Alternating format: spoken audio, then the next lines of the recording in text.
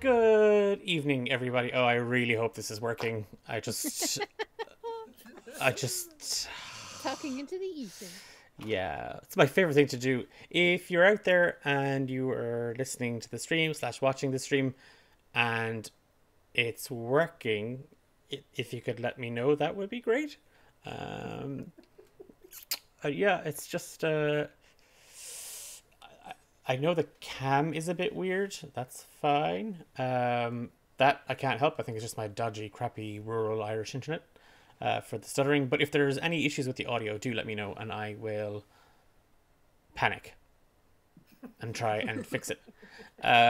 You are very, very welcome to D8 Dungeon and the first episode of our...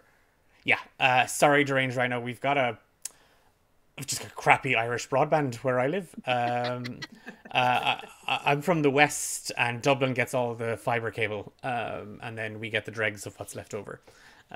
So might look to see if one of the Dublin folks could produce it next time around. Just to... Emma, that's you then. Emma. Emma has kindly volunteered. Thanks, Emma. Thanks, Emma. We will see. Tonight, we start a brand new adventure, but set in a somewhat familiar world, and you are tuning in for the first episode of the Ballad of the Mad Kings, and you will recognize some familiar faces and names, hopefully.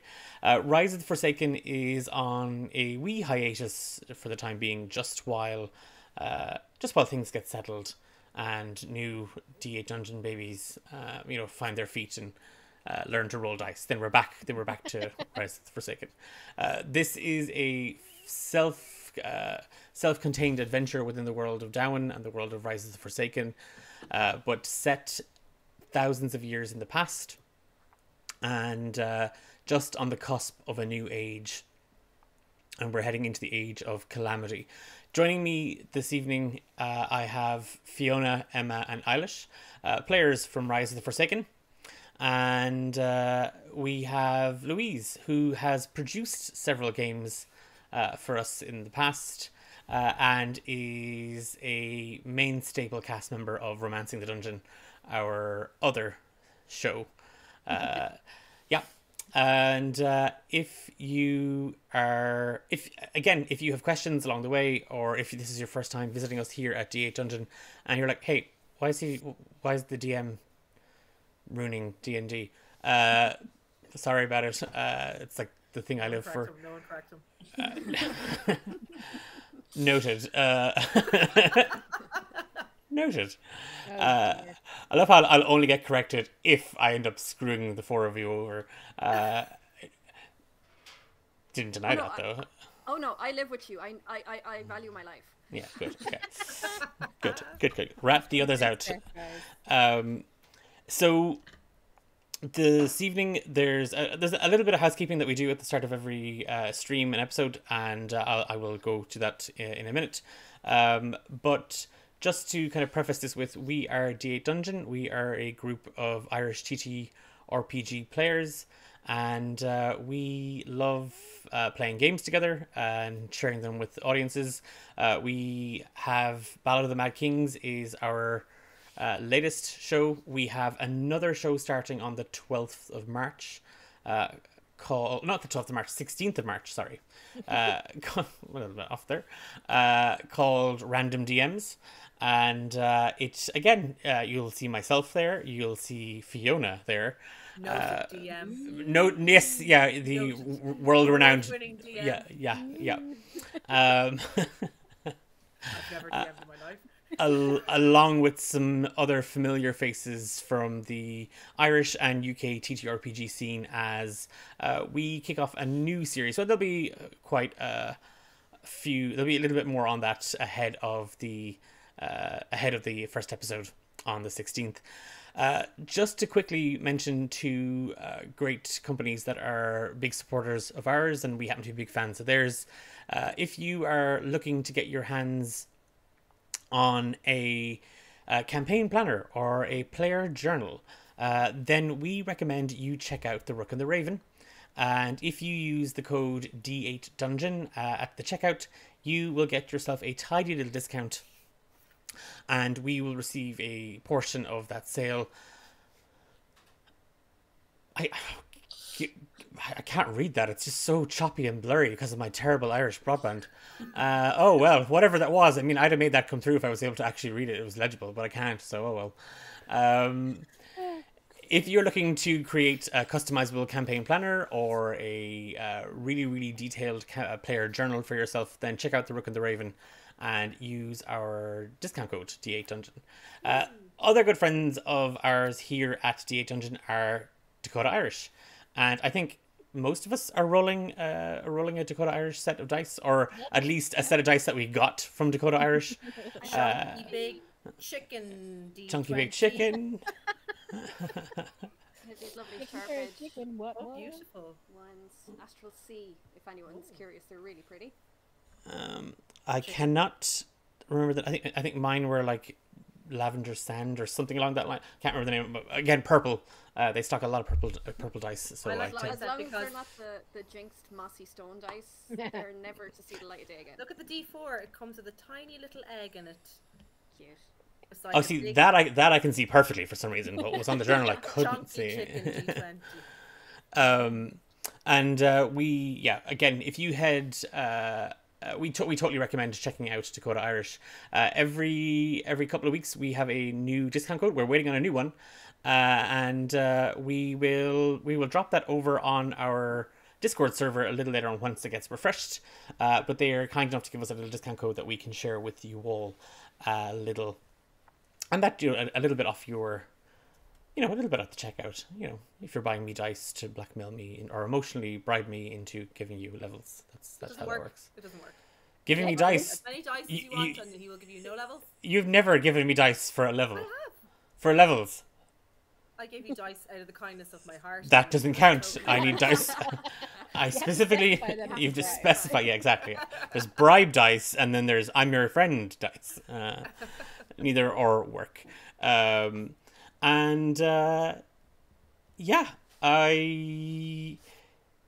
think that's everything. That's all our housekeeping, right? You can check us out on social media at D8 Dungeon. We are on Twitter and all the other few bits and pieces, all those other places, Places. Instagram, Facebook, things. That's all you need. We're all D8 Dungeon on all social media, and you can check out our Discord server if you would like to hop in and meet some fellow TTRPG folks. Just to very, very quickly mention, and again, there'll be a bit more information on it over the next couple of days or a week or so on our social media. We are taking part in the Irish Daffodil Day, which is a fundraising day for the Irish Cancer Society.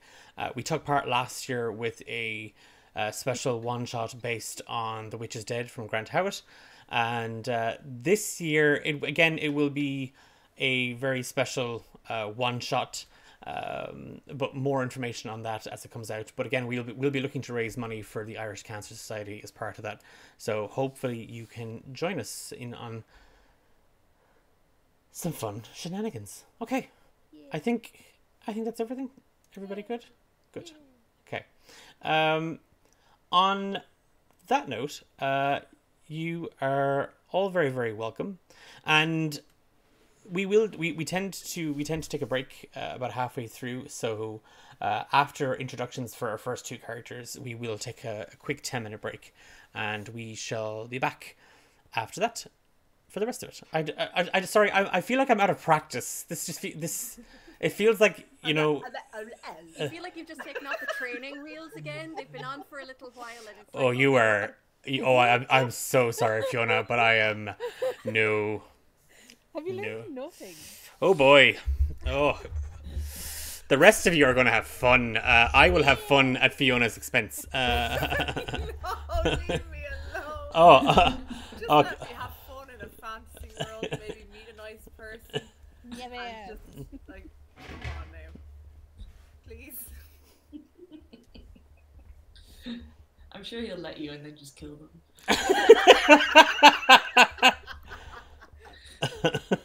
Form, honestly.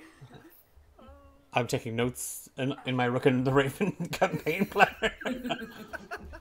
Actually, turn that can around. We're not sponsored by Coca-Cola. Wait, I didn't. You could just see that part now. He says, showing it again. Oh, Emma,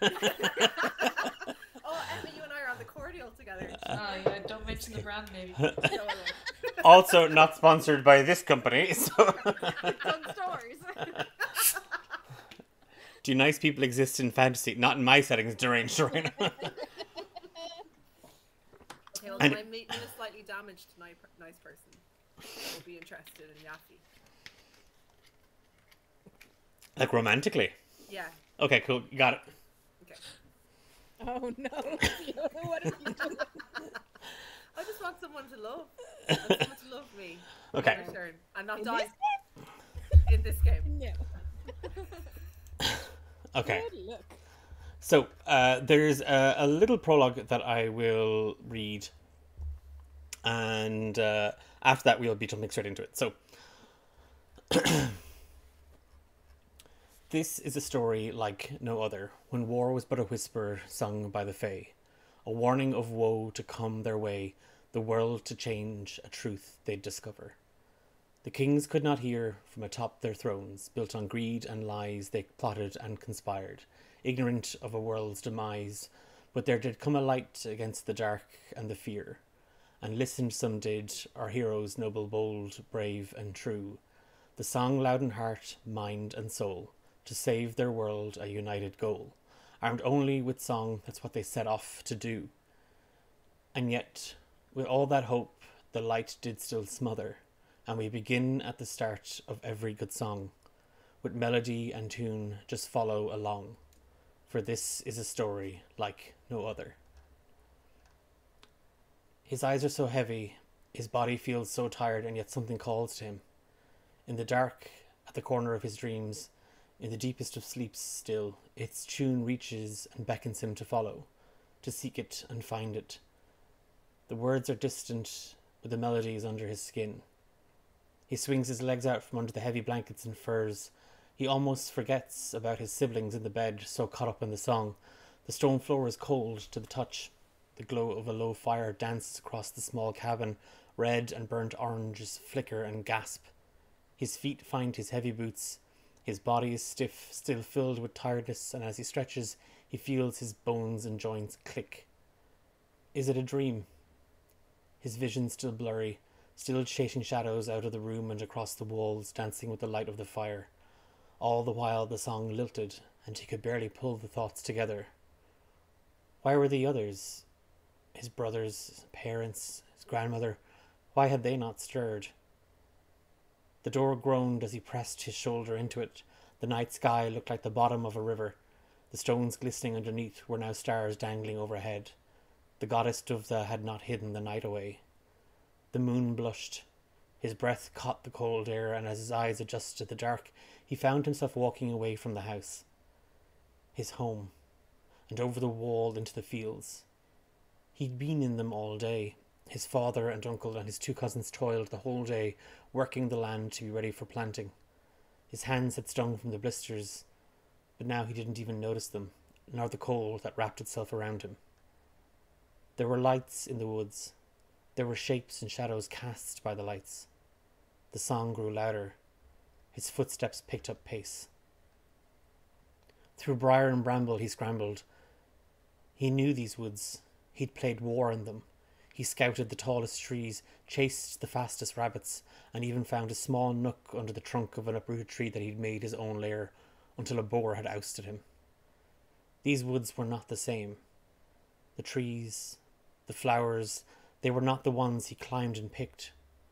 Their branches twisted in an unnatural way. The flower petals seemed to glitter and glow. The path before him seemed to be lit, to be making finding his way so much easier. The song grew louder still. His footsteps joined a small march of others, yet unseen but most definitely out there. Others from his village? When it felt like he couldn't walk any further, like the forest was only growing deeper and deeper before him, the song came to a sudden stop. Beyond the edge of the trees there was a clearing, a fire burning, and a sliver of smoke climbing up into the night sky. The song had stopped, but something in him knew there was more to be sung, to be whistled and whispered, screeched and screamed into the world. He stepped forward, and he was not alone. There were many others amongst the shadows of the trees and the edge of the woods. Their faces were strange to him. He didn't recognize any of those he saw, and even more strange was the source of the music, the bard, the player, and the voice. Sat on a small stone in the middle of the clearing, illuminated by the light of the fire, was a man. An elf. Not quite. Not the whole truth. He was both young and old. He looked both wise and foolish. Everything about him felt like it both did and didn't make sense, but even still the boy was certain. This creature meant no harm. His smile creased his face, and his hands found the back of a bow. The bow found the strings of a small dark fiddle, and a note cut through the silence. There's much to do, children, and little and no time to waste. Gather and listen, chance and fate. Same thing. Your luck is your own, so let's make it and see how it all plays out, shall we? After all, the end is coming. What are we to do? The question hung there, compounded by trepidation, curiosity, youthful innocence, and even ignorance. The man, what was he talking about? Fear not. Let's sing a song of mad kings, of silly things, the fears and the worry. They are things for tomorrow. No need to hurry. Let's sing a song and let us play a game. Gather round and gather near. There is much to do, children. The boys' feet moved again, almost of their own. The sound of music growing louder. It was joined in a chorus of laughter and glee. The children came from the corners of the woods, flocking to the man's side, and they danced and they played. He joined them, and he smiled, and he laughed. He danced and jumped and played the man's game. Bargear! Lad, I'll not call you again. If you're not out of that bed, you'll not get breakfast. Now move yourself, boy. The young boy stretched and wiped his eyes. It was a dream. Wasn't it? He rolled his shoulders and felt his feet stretch against the blankets and the warmth, his hands and the blisters that marked them. It was a dream. He swung his feet out under the blankets, and they found the floor, and he reached for his clothes, half stumbling to the table. He sat himself down, and he began to hum a song, a melody, the words unclear, but a song, he thought. A song about mad kings and silly things. But he wasn't certain. He ate his fill and readied himself for work in the fields, all the while humming a tune of a song. He wasn't sure how he knew, or who even sung it first. 15 years later. Taryn, you watch and wait. The dusk draws in around you. It's been weeks and months since you ran, since you fled. You can see the lights from the city of Moyvane below, the hill crests, and you found yourself nestled in a small ditch and hedgerow, wildlands twisting, hiding and pulling at the earth. The song it's a distant hum now. It's barely even there. So is the feeling of being watched, the feeling of your pursuers chasing, catching every step. As you sit there watching and waiting, what do we see? So she would probably... She'd be wearing her armor because she doesn't have fucking any room to carry it. She's got a small backpack with very scarce supplies. She's quite brawny, and tall with long dark hair, but it's all kind of concealed in her hood of her cloak. And she has a double-edged scimitar on her back. Is she single? Very. Just make a note of that. Yeah, so she's quite like lithe, but not skinny. And not a very. She's a very unassuming presence. It's not very looming, considering what she does for a living, or did for a living. Oh. You've been waiting for a sign. You've been waiting for something. You've been waiting for a prayer to be heard. It's been hours since you found this small little nook to hide away in. Keeping an eye on the city below, you watched as merchants, visitors, travelers from all over Ular have come. You've heard on the road that the city of Myvain is hosting the Festival of Marigolds. And getting lost in the city would be a great step for you. It would be of a great advantage for you to find your bearings, and also find a chance to rest without having to constantly look over your shoulder. And with the festival on, it would be even easier. But the realization that you don't have papers, that you are a stranger here, sinks in. And every time you mustered the strength or the courage or the energy, and a half-baked plan caught itself, you worried about the guards and a scene being caused and you being discovered. Now, as you hold on to the prayer, you find yourself just losing a little bit of hope. Hope that there's an easy way in. And then you hear the trundling of a cart coming down the road.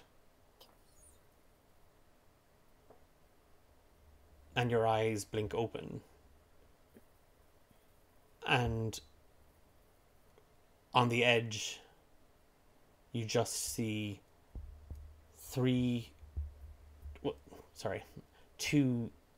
two caravans, and between them a smaller wagon. There's about... Give me a perception check, actually. Ooh, first roll, baby. Make it a good one, Irish. Well, I rolled an 18. Okay. I would say that's quite good. And perception, I have +0. Okay. So 18. Kind of rubbing your eyes and just kind of leaning forward a little bit to get a better sense. The two caravans, the one at the front and the rear, both have a driver and an escort sitting atop. The wagon in the middle is pulled by two, what look like bison or oxen. You're not certain. But flanking the wagon, which is smaller than the two caravans, the one at the front and the one at the back, you do see two men with weapons. She is going to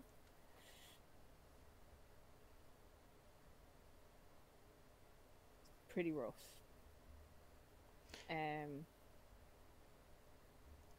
Appearance wise, like not dirty, but like, could she pass that she had been accosted? Okay, so you want to make it look as if, well, I mean, the last couple of weeks on the road, you haven't exactly been staying in 5-star inns Yeah. and whatnot, so you are looking a little worse for wear. You have that on your side, and yeah, your clothes would be, again, you haven't exactly been, popping up to a cleaners or Yeah. tending stuff, so you do look a little bit worse for wear. In terms of injuries, yeah, I mean, you've cuts and scrapes and bruises from trekking through the woodlands Mm. and following kind of overgrown paths rather than following the main road. After that, it would kind of come down to you and bluffing. Okay. Um. Okay. Yeah, she's going to kind of stumble out of the where she is. Like, she definitely sees this as her probably only opportunity to bluff her way in. So what she might do is hide her scimitar in the bushes and then kind of stumble out in front of the wagon and kind of collapse almost with like fake exhaustion. Okay. Is it more of a deception or a performance that you're putting on? I would say probably deception. Like, she's not. It's going to be hard for them to believe that someone dressed in heavy armor was bested on a road. Okay. Give me a roll of deception.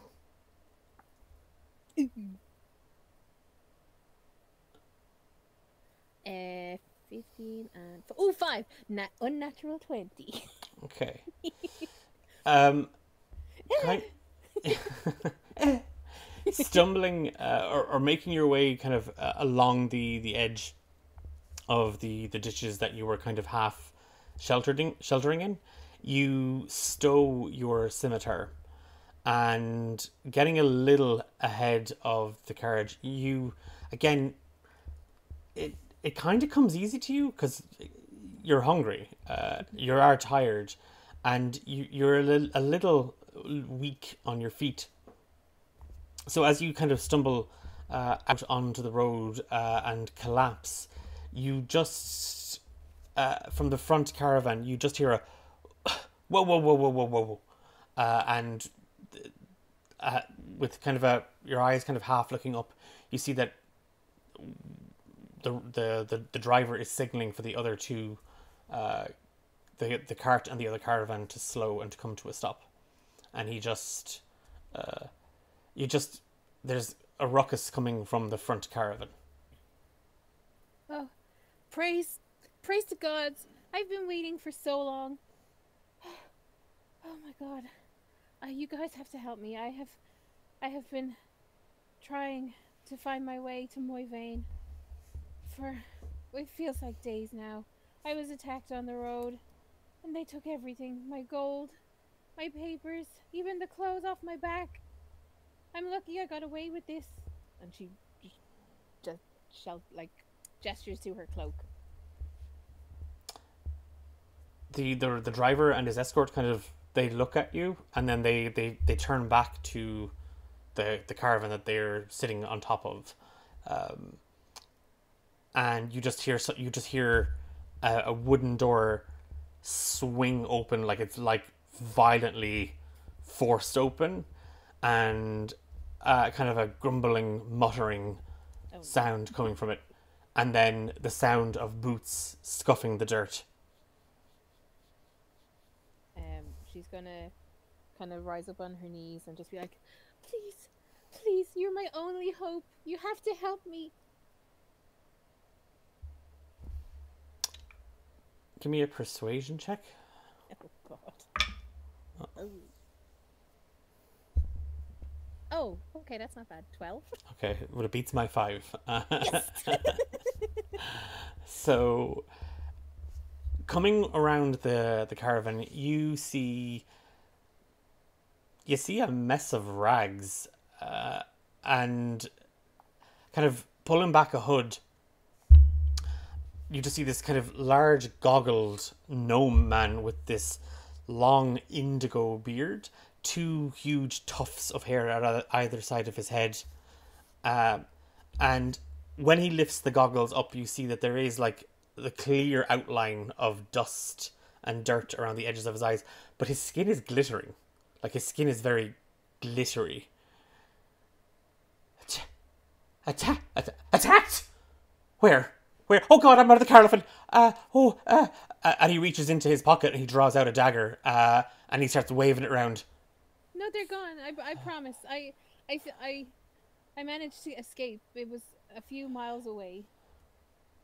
But you didn't kill them.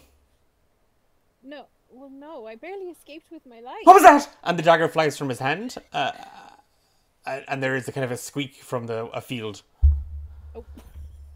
Oh. Okay, it's not safe out here. And I've got treasure that I have to carry to the city. So, yeah. Okay, yeah. You can come with us. Oh, bless you. I'll repay you. I promise. And then his eyes narrow a little bit on you, Taryn. Repay me with what? I'm not sure. But I will. I promise I'll find a way.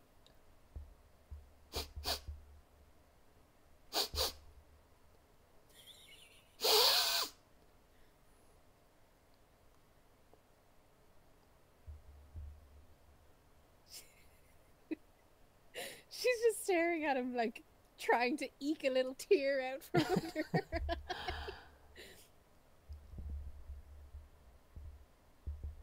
Okay, you can ride in the wagon with me, but just sit still, don't touch anything, and don't disturb me while I'm working. Okay. She's just gonna follow him to the wagon. Yeah, he doesn't even wait for you to, like, stand up. He's kind of turned on his heel already, and he's hopped into the caravan that he popped out of a moment ago with the driver and the escort. He's standing in the kind of the doorway, and there's a short little wooden stairs up, and he's just gesturing for you to come in. There, look, there's a little, just, oh, hang on, and he just shoves something, and you hear a couple of things smash, and heavy thuds of metal on wood. Okay, you can sit on the stool, don't touch anything, and you better not be a talker. And she gestures to her mouth and, like, zips it up. Oh, I'm not from here. I don't know what that is. What's the what? I won't say a word until we get to more things. Oh, okay. Sorry, I just local customs and stuff. I could do this back home, and I could be telling someone to go and die. I don't know. Social nuances get lost on me. Mm-hmm. Are you coming in then? Yeah, she's just gonna. Oh fuck! I left my scimitar in the bushes. I'll come back for it later. Okay. You fucking... Please remove the scimitar from your backpack until you do go back to retrieve it. I love D&D. You clamber in. Give me a dex saving throw.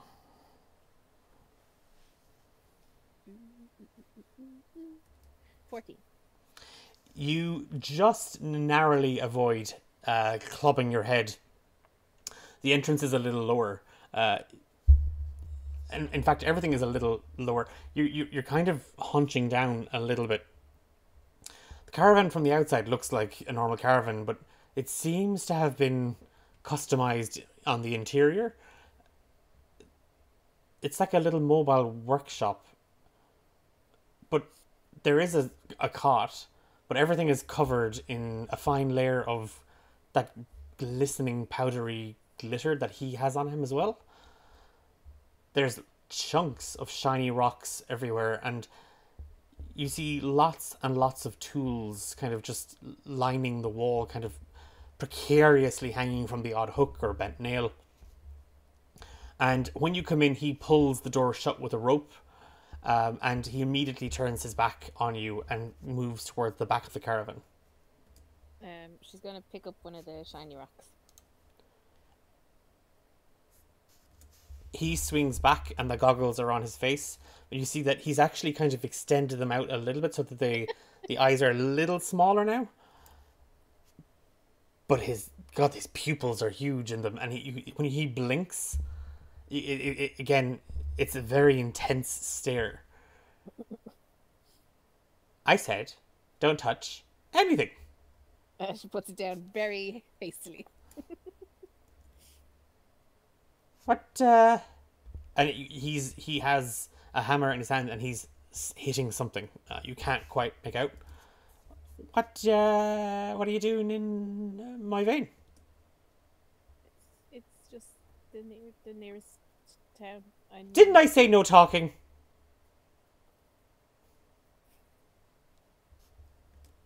And how many people attacked you? Yeah. Yeah, that happens on the road a lot. Yeah. Gosh.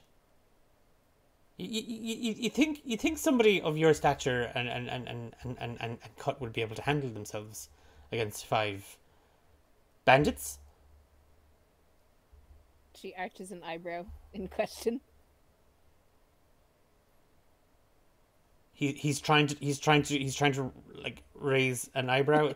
You're not quite sure. There is the fleck of a couple of eyebrow hairs, but the rest seem to have been scorched off. Yeah. Didn't actually get your name now that I mentioned it. So, what do they call you?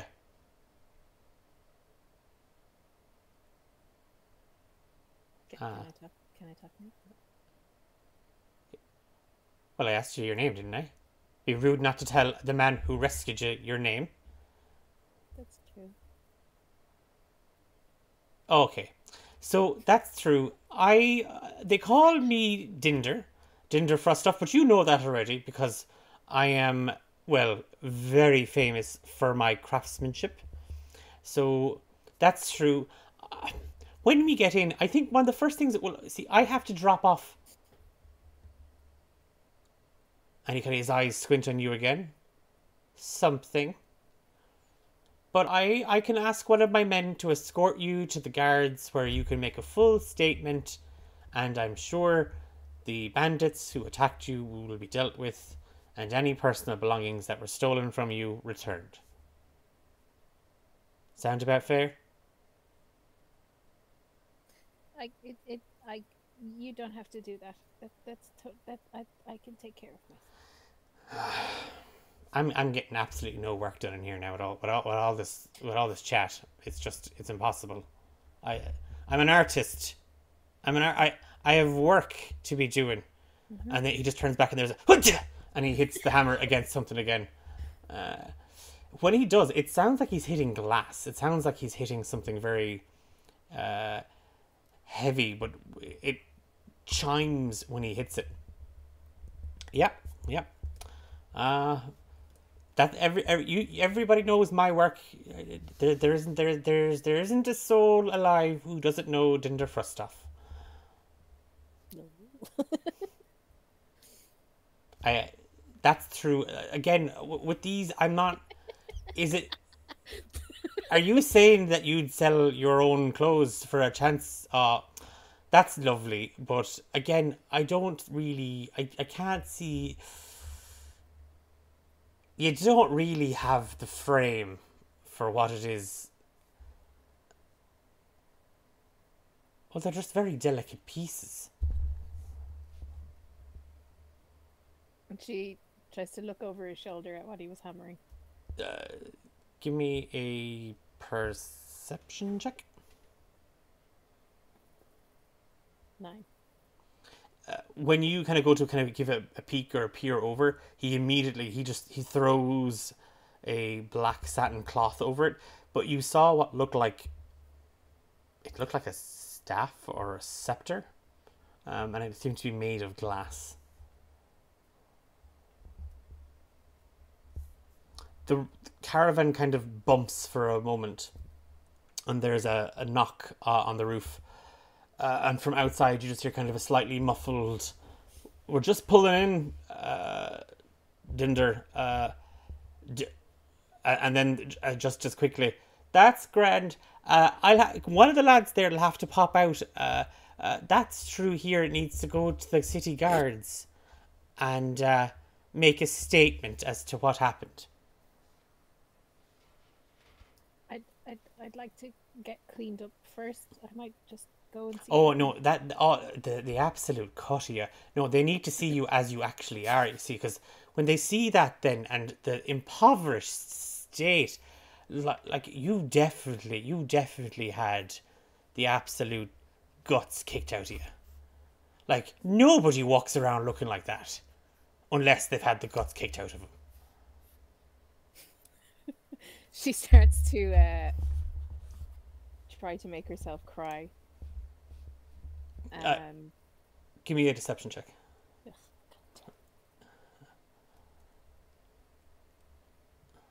14. And now they're that's true. I don't think I'm ready to. He's brushing you with the hammer. He's like using the hammer to like kind of like comfort you. I think I just need some time to compose myself. Yeah, nobody could take a statement like that. Yeah, and I have to say the sound that you're making, it's actually like oh nope. I mean, I have smashed glass and crystal. Yeah, and that makes a sharp sound and all.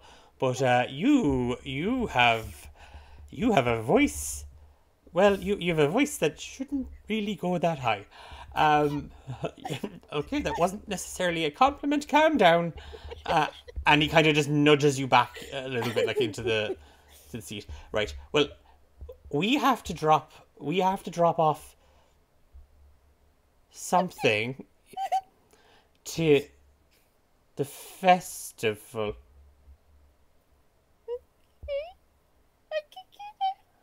I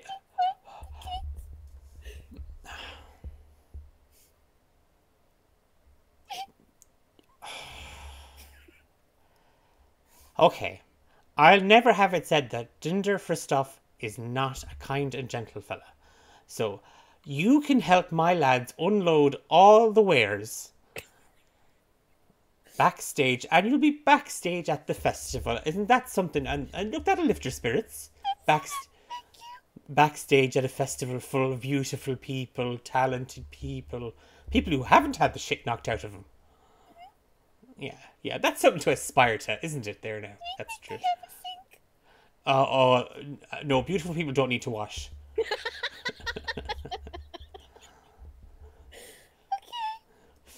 Okay.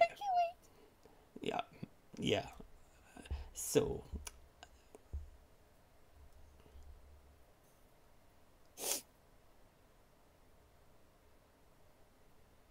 What brought you to my vein then? Oh no! Oh, and he starts hitting the hammer against the wood of the workshop table, just to kind of like, and it just makes a thumping, heavy sound every time you speak. No, you gotta find the note. You gotta find something. She just. I'm so sorry. It was nearby.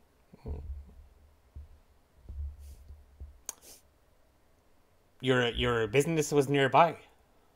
Oh no! I was all turned around when I got attacked, and I saw the sign. The sign for what? For my Okay. No. I just thought maybe you thought you saw a sign from the gods or something. That's all. No, no, no, no. There's no need to make another discernible sound. You sit there now and you think you're safe. You have a job to do. You have heavy boxes to lift. A table to set up. Me to guard. Well, payment for obviously helping me get you into the city and, you know. Okay. See, nah. And he's kind of he's gritting through his teeth. Do you know? Do you know what would make you feel better? Well, I'll give it a clean after you've touched it. So don't worry about that now. And he turns.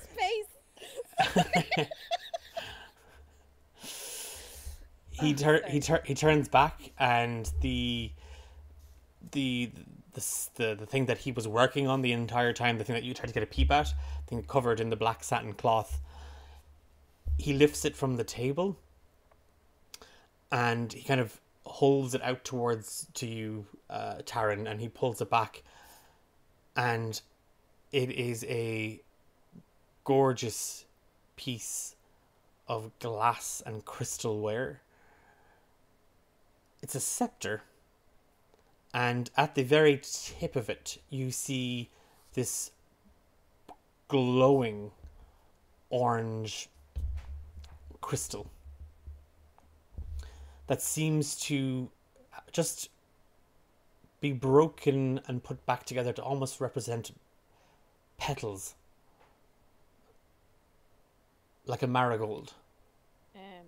She like audibly gasps in genuine awe. Now,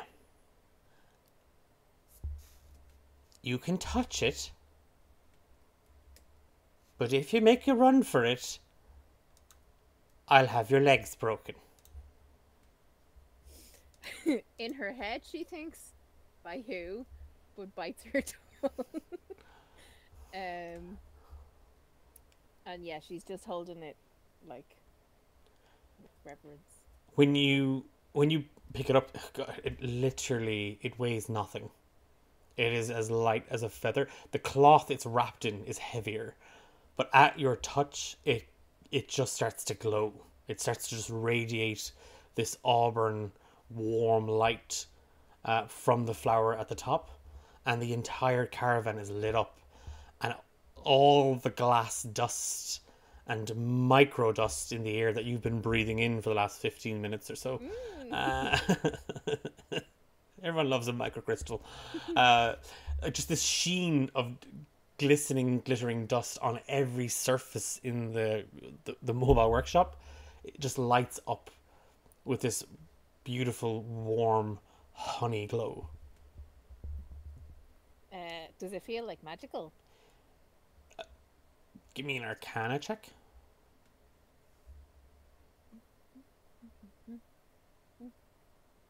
17. As you hold it, you feel a hum of magic, and the cart trundles down under the gates of the southern gates of Moyvane, and up the main street through the narrow winding roads between market stalls and tourists and visitors, guards, and the like. We cut to the lower quarter market square, and there's an energy, Yaffe, here that some might say is overbearing, some might say overcrowded, some might say quite pungent. But you wouldn't say that. You would say the overcrowded, overstimulating, smelly crowds of the Festival of the Marigolds are what?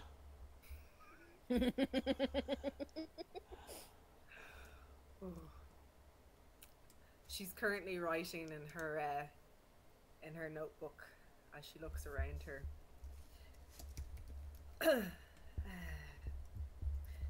So the people here like a bit of tomfoolery, such as taking your personal belongings for an indeterminate amount of time.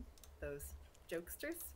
And she looks down at where her missing book bag was before it was taken from her.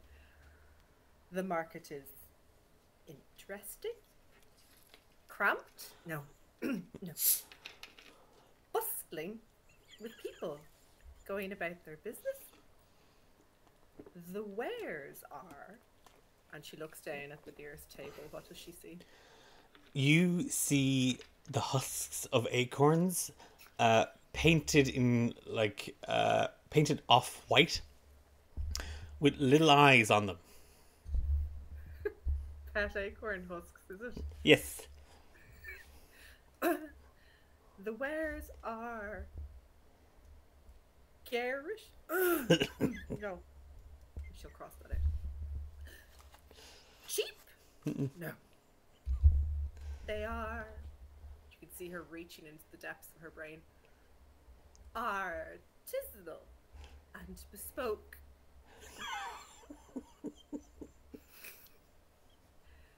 The sights and sounds are, what does she see and hear?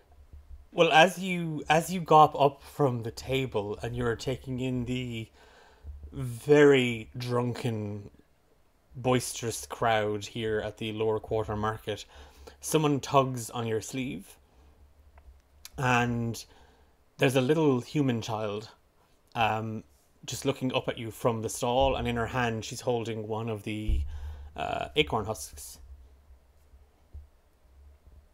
Hello. Hi. She's just going to remove her arm from their grasp. She's still just holding her sleeve. She's just... Please don't touch that. That's quite expensive. Okay. Do you want to buy a husk bug? No, thank you. It's just I haven't eaten. Hmm? And I made them myself. Mm-mm. Did you? They're lovely. My elder brother showed me how to make them. Oh. But he's dead now. Oh. Okay. She's gonna start rooting through her pockets to see if she can find, and she's like, she hates this. She's just jangling coins everywhere, and she'll probably pull out like 5 gold and just oh, there, lovely. You can keep the bug. I don't want the bug. Her eyes, just at the 5 gold pieces, just go literally the size of saucers. She's gone completely wide-eyed, and she takes the gold from your hand with one hand, and in the other she just grabs a handful of the husk bugs, and she just starts stuffing them into your sleeve and into onto your person. No, thank you. No, thank you. Please, this is silk. Please stop it. You don't want the husk bugs? Not that I don't want them. I have so many at home already that there's lots of other people here that want them. So But I can't let them go. I did all mine by myself. Oh, that's why I couldn't possibly take them and deny the fine people of Moyvane their own husk bug. But you... Goodbye! Goodbye! I have to just... And she's just going to start walking away. The little girl scoops up the husk bugs that didn't break when they kind of got scattered on the ground around her, and she even the broken ones she starts putting back on the table because she can sell them at half off. She pockets 5 gold pieces. To tug that from your inventory, please. No. Listen, did you lose your only weapon?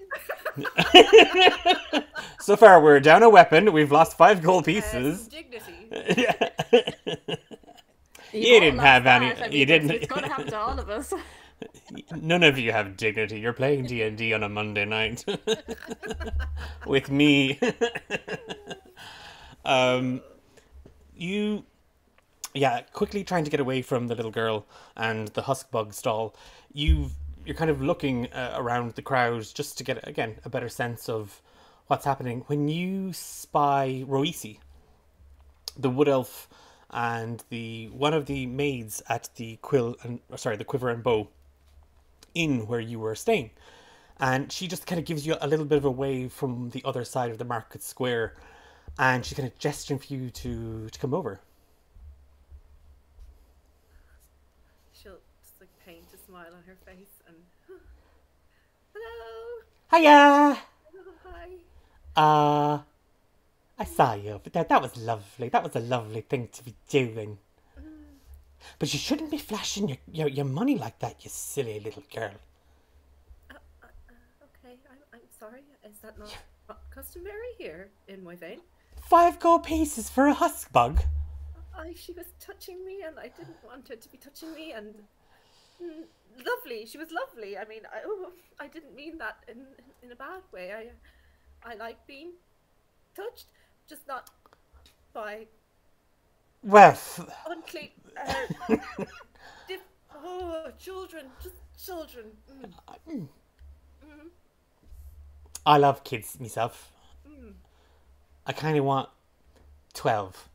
Oh, It's like a lovely I grew up in round. a big family. I wouldn't recommend it. Oh, but Oh no, it was pleasant enough. yeah. So, you remember early on, you were saying that you wanted to get a feel for the market and the festival and my vein and the locals. They're something, aren't they? Something. Well, you strike me. You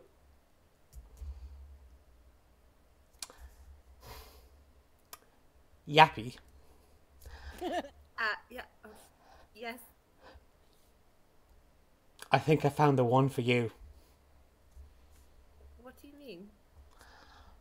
Well, I was saying to the girls, and she points over at the other end of the market, and there's a half-orc woman, a human woman, and another wood elf swilling back from jugs, and they're just having pints over in the corner. I know you. I know what you're looking for. I know why you're travelling around. Oh, really? You're looking for a man. You are, I can tell. I can tell. And I know the perfect gentleman for a girl like you. I'm not really at the moment. I just maybe another time. Would that Well, be? well, Oh, I'm well. sorry.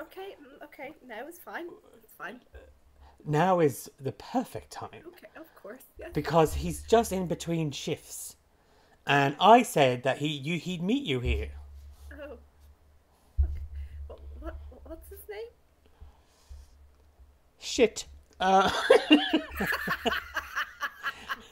Sorry. What? Shit. Is that a local dialect? I've never heard that before. Shit. How do I spell that? Win. His name is Win. Win. Win. Don't ruin it. Don't try me, Eilish. Now, And why do you think he's perfect for me? well, my mum always said that opposites attract. And when I think of you, Yappy, I think of... Yeah. Okay, sorry, go ahead.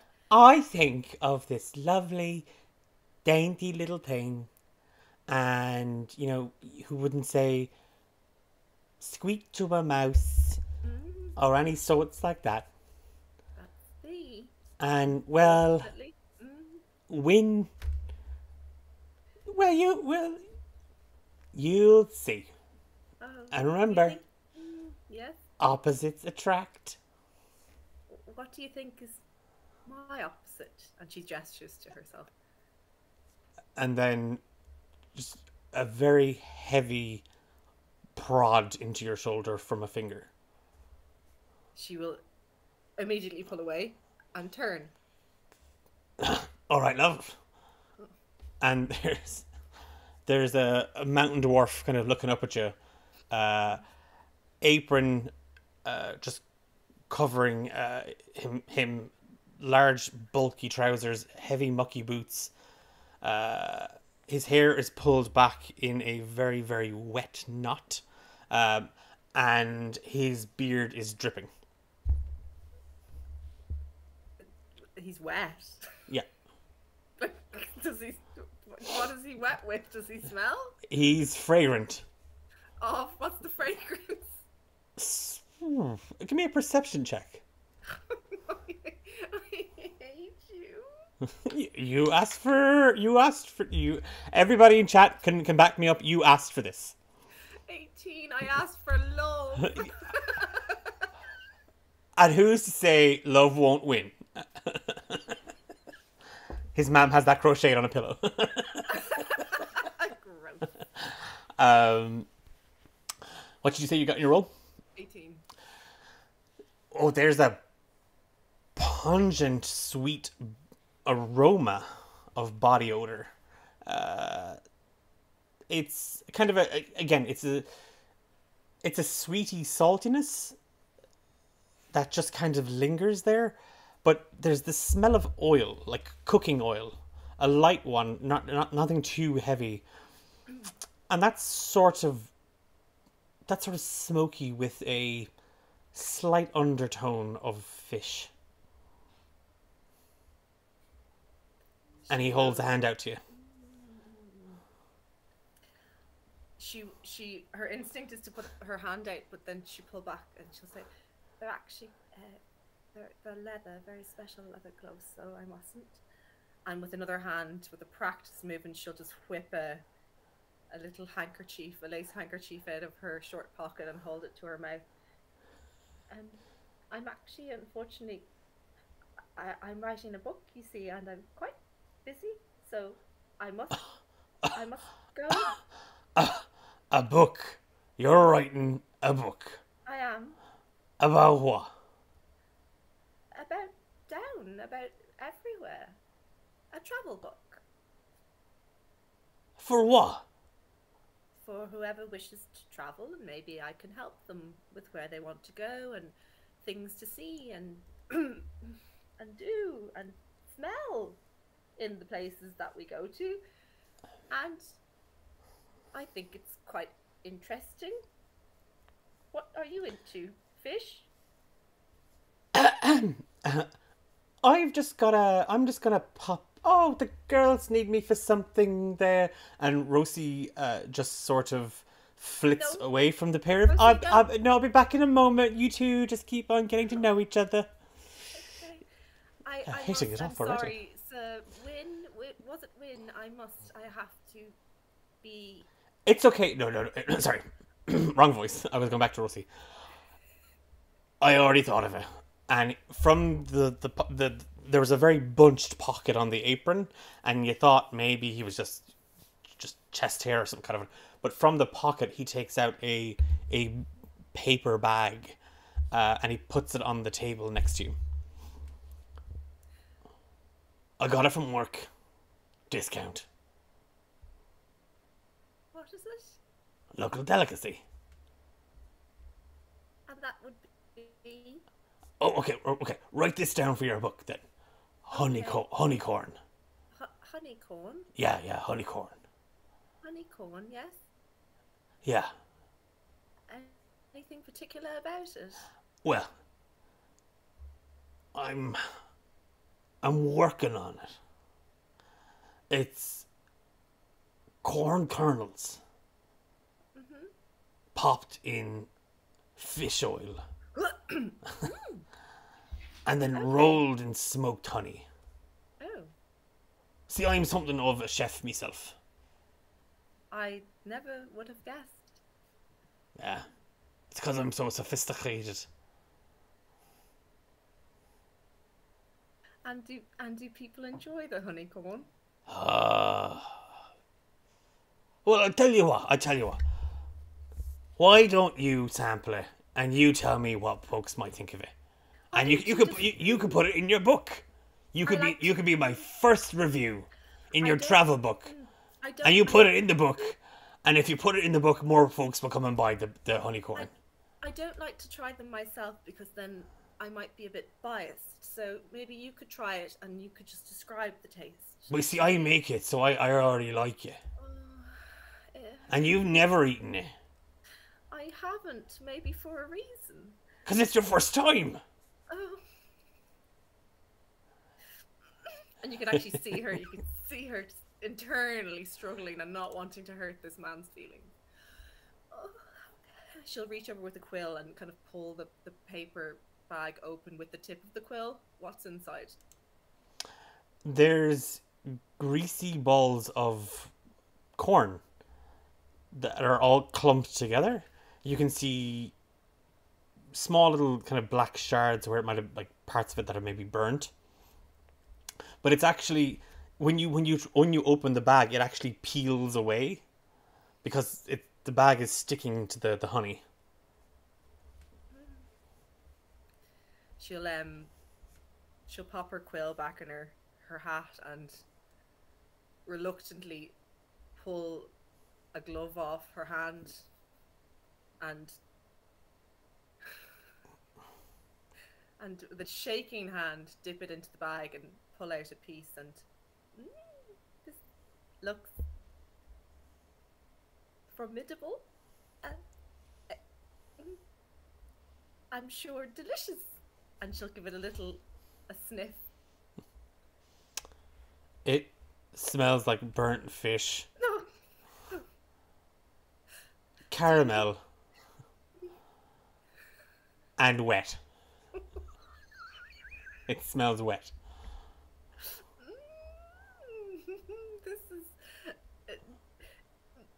This is different. And she'll take a little like a tentative like she doesn't really want to break the coating on it, just like she's just gonna touch it off her teeth essentially. Give me a sleight of hand check. No. We can do it. A 9. Okay. You take the smallest piece from the bag and you kind of holding it up. It seems to it's oozing. For some reason it's so squidgy, and yet when you go to kind of press it to your teeth, it's like hard caramel at the same time. You don't know how he's managed to do it. And you've traveled some of the world and you've tasted local delicacies, things beyond your comfort level. This is a whole new line for Yaffe. And as he sees you kind of grimacing, kind of like,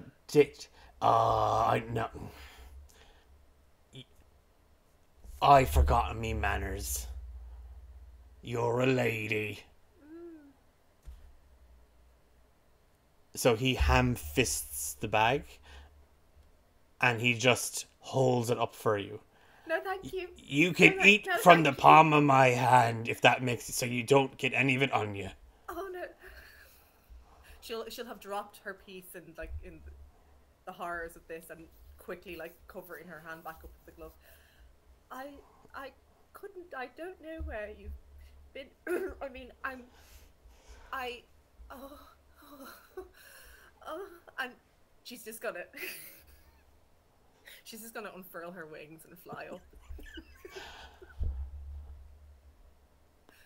Like a bird! And he's holding it up, even he's holding his hand up higher now. You could eat from my hand like a bird. I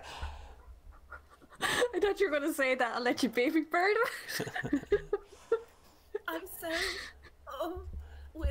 Another time, a rain check, please. Okay. Oh, I'm sorry. Don't be, we're gonna rain check. Oh, yeah. Okay, then. Are you okay? Yeah, I had a really nice time. Oh, me. I did as well, thank you. I love you. No.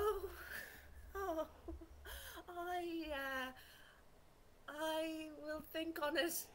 Thanks. Bye. Bye. Can I go Do you want to meet my mom? now? No, you know. Is it I'm- Marilla? I'm sure she's lovely, but I'm so pressed for time, and I just we can have some honeycomb with her together next month. Maybe.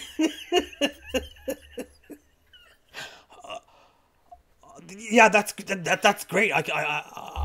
I'll check my calendar. And he starts rifling through the pockets of his apron. Oh, I think I have to just go get mine. It's back in the inn. My calendar. Give me a deception check. Yes. 15. Okay, he's nodding and he's okay, but I'll meet you back here. And he's now rifling through his. And then this woman comes up to him who looks a lot like him but older. Kind of. Well, how did it go? And he proceeds to tell his mom about the best date he's ever had. Oh my god.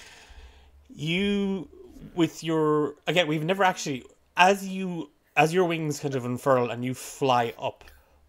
What do we see? What does Yaffe look like?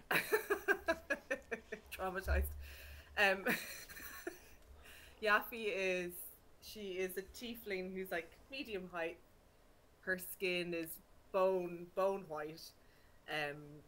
She's got two long pointed horns that go like straight up, like 6 inches. Bright blue eyes. She's got like a royal blue bob cut into a sharp bob with a lovely fringe, and she's got these kind of bat-like wings. She looks very cool.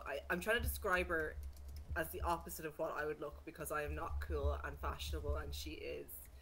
She's wearing these little brown leather shorts with braces that are going over this kind of sage green blouse, and she's got lovely leather gloves up to like her mid forearm. There is no skin showing. She's got like these forest green over the knee socks. I had to look up the phrase because I couldn't remember from my anime days, but she's like the golden ratio of that Zetai Ryoiki thing, where it's like the perfect amount of skin showing on her leg, like that real, like this is the perfect amount. She's got little Mary Jane shoes on her, and she's got this ridiculously wide brimmed beige sun hat with her horns poking through the top, and a little blue ribbon around it where she keeps her quill. And she's got these really cool like wireframe oval glasses that she paid a ridiculous amount to an artificer to make for her, that have kind of shadowed glass. It's her attempt at a lovely pair of sunnies, but they look very cool. She just doesn't want the sun on her.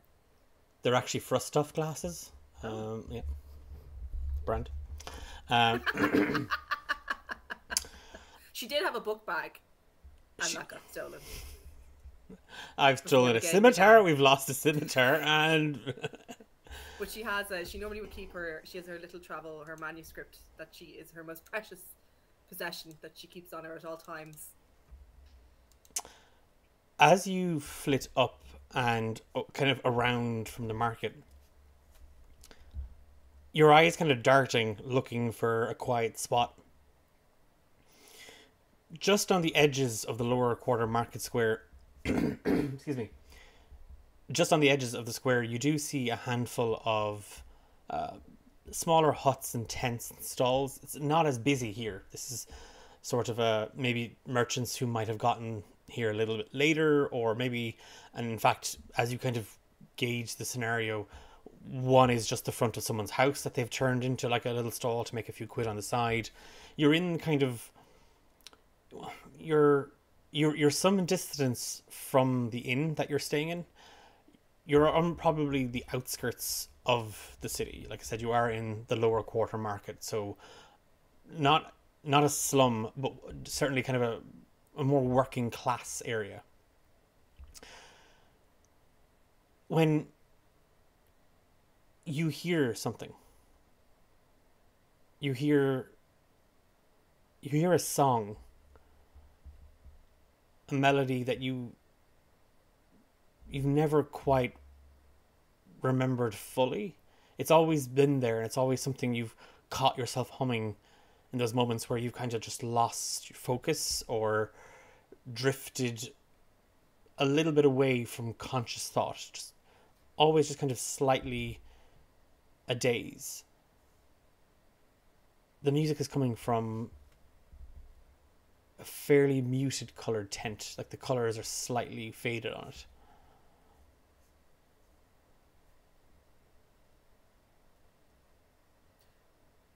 Is it far away from Wynn?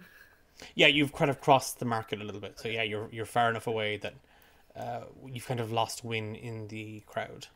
She'll just take a second to catch her breath and get over that horrific experience when she hears the song, and without even thinking, she'll turn and start flying over towards that tent.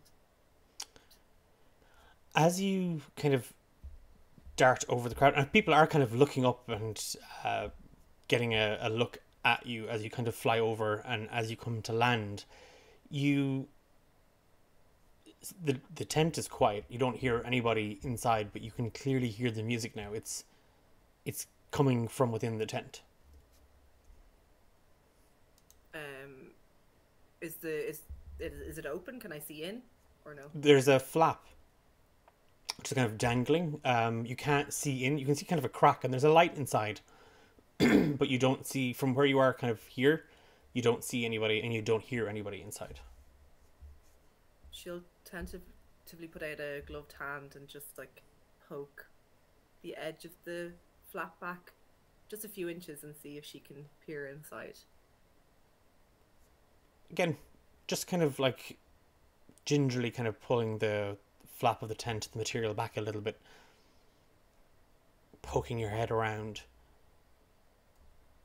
There's nobody there. The tent is empty except for a small table, and on it there's an envelope. Is there anything written on it that I can see, or do I have to get closer? You have to get closer. You can't see from here. She'll make to step forward, but then catch herself and just call out, "Hello? Hello?"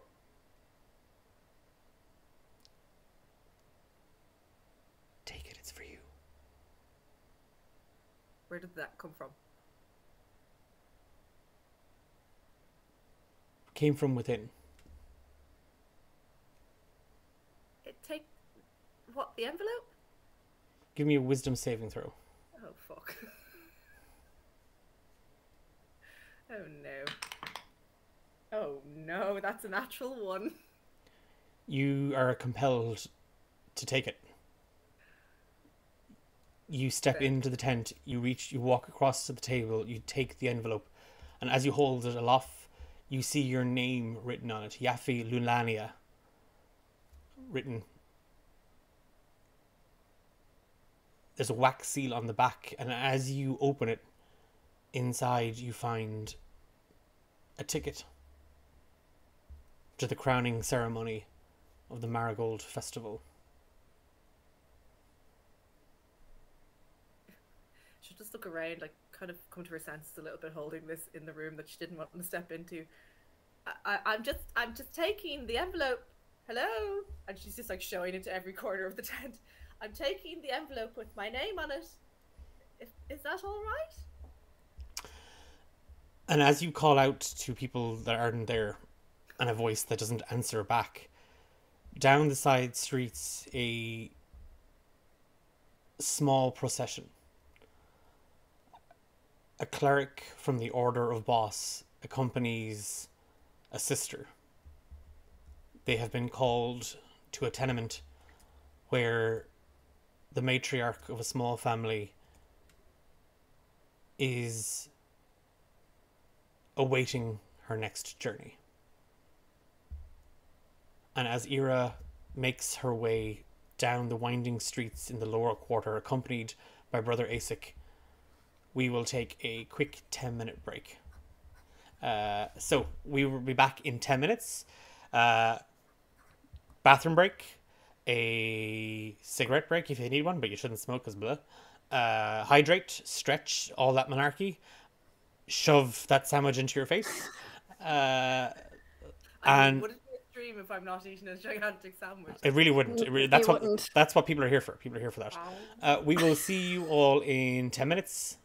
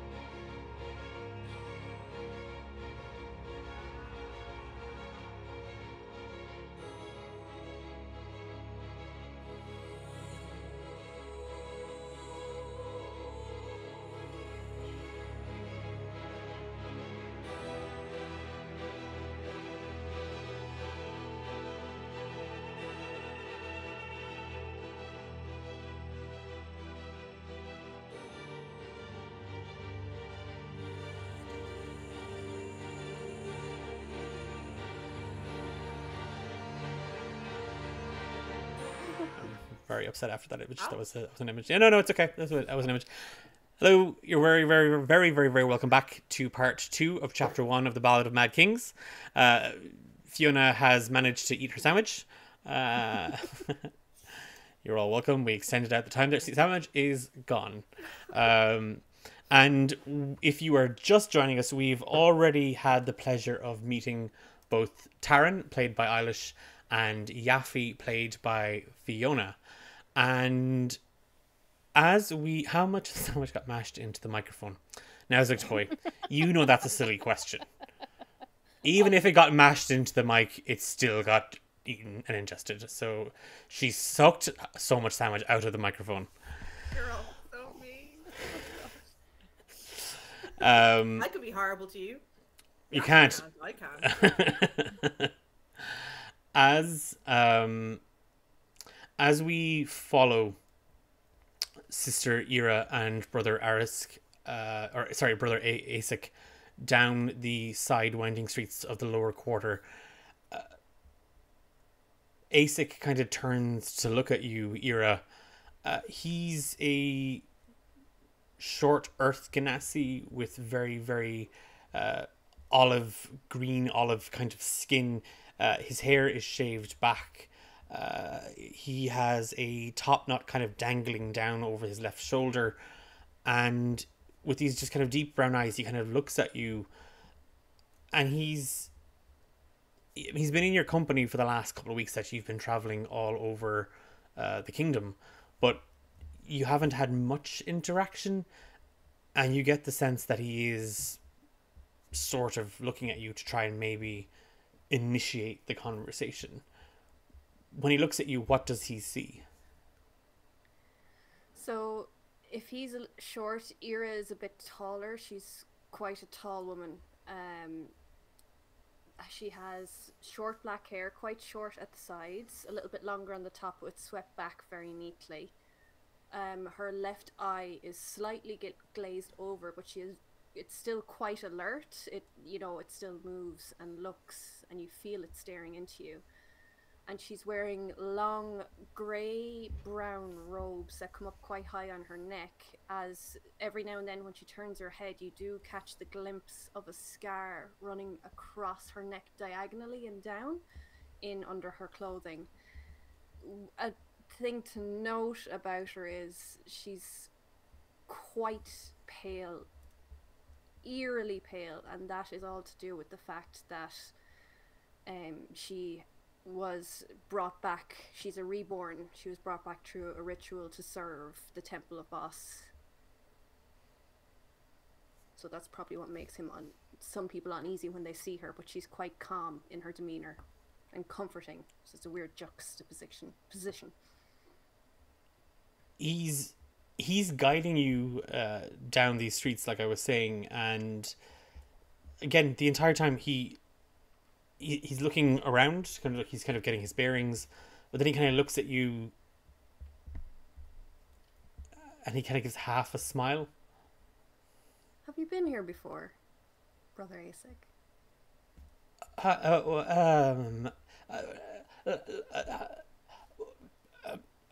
Like I was saying, sister, I grew up here. Well, not here exactly. Like just in my vein. Great memories. Great memories of the place. Are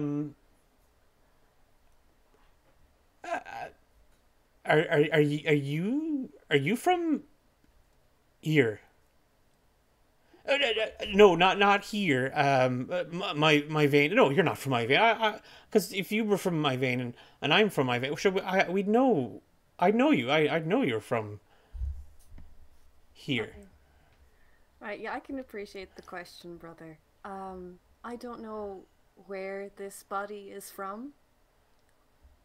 I'm afraid I can't answer the question. I've just been living nomadic and serving the Temple of Boss since my rebirth. Oh, all right. Yeah. You don't know.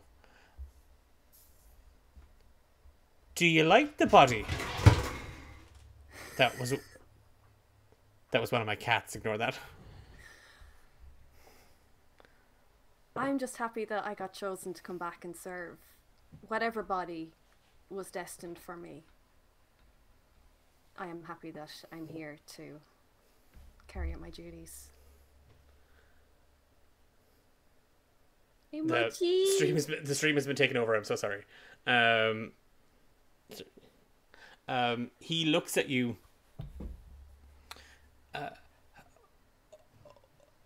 Yeah. It's we're here for boss. I'm just thankful to the family who decided to donate this body so I could serve my purpose.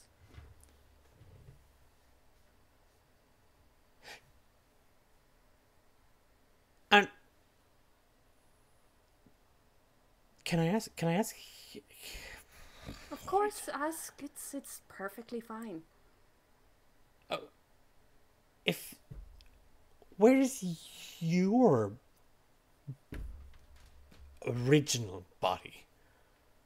My original body is probably well gone now at this stage. It's served its life.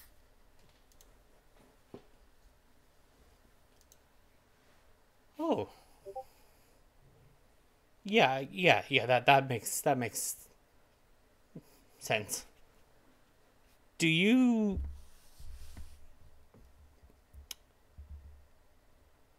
know where we are? And he's looking around, and I think it's back. And he kind of turns around a little bit. It's okay, take a moment. I have never been here before, so take a moment, get your bearings. I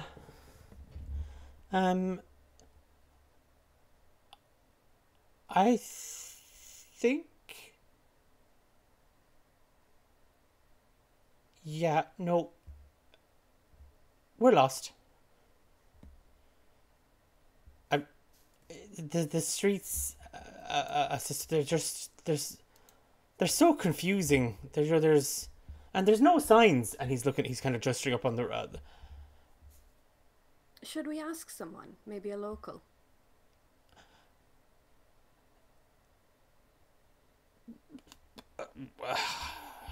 I don't mean to disparage anyone, and he's gesturing over at a kind of a small gathering group of men. It's just they don't look the most helpful there, sister. Do you want me to ask? Oh, well, no. I'm here to escort you, and I will engage these locals on your behalf. Hello, gentlemen. Good sirs. I am Brother Asic, the Temple of Boss, and he kind of half bows, accompanying Sister Era. the Sis Era on. We're looking for a person. The Rorsts. The Rorsts is and there's just kind of a chuckle from one of the men. And he takes a draw on a long skinny pipe, and you see the kind of the flames of it light up. And his smile catches. Well, you are actually very close. But you got a little problem. What's that? Me and the lads here, we Well, we're in charge of collecting local road taxes. And you're walking the roads, so we gotta collect taxes. And the brother takes kind of a step back towards you, Ira. You collect taxes from a brother and sister of the Temple of Boss. Taxes don't discriminate, love. I'm sorry, I'm afraid I've nothing to give to you. Anything I have of material possession is given to help others. Oh. We got ourselves one of them educated types, lads. And Asek kind of looks at you, his lip is kind of half trembling. Well, and he kind of starts to search his pockets a little bit. I think I might, and he takes out kind of a small coin purse. Uh, 5, 10, 20 silver pieces. And the three men kind of now, again, press on the both of you. And the taller of the three is a human man, very, very pale, gaunt, sharp-looking features, and very, very cold steel blue eyes. And he's staring at you the entire time, Ira.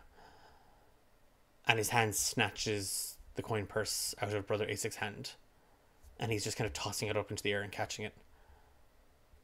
Well, that's his tax taken care of. And I look at him closely, and her expression kind of takes a forlorn look. And I say to him, I can tell it's almost your time.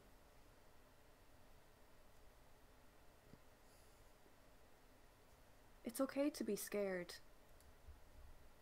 and angry and agitated. But Boss does come for us all.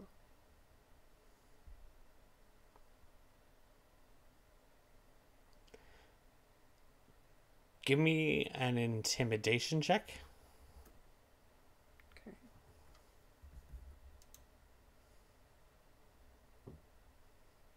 $17. Okay. Okay. He, again, his gaze doesn't shift off of you at all, Ira. But there's a flicker of a moment just where a little ounce of fear, you saw it just dance across his eyes, the crease of his forehead, the slight tremble in his lip. And it gets very, very cold here in this small little crosswalk. As he does that, I reach out gently to touch the side of his face, and he can probably All right, feel. back off, you gloomy bitch. Just back off, okay, lads. And with the coin purse, he kind of just stuffs it into a pocket, and he turns. One of us will see you soon. Creepy fucking bitch. And him and the other two men quickly saunter in the opposite direction of the both of you. Oh, that poor boy.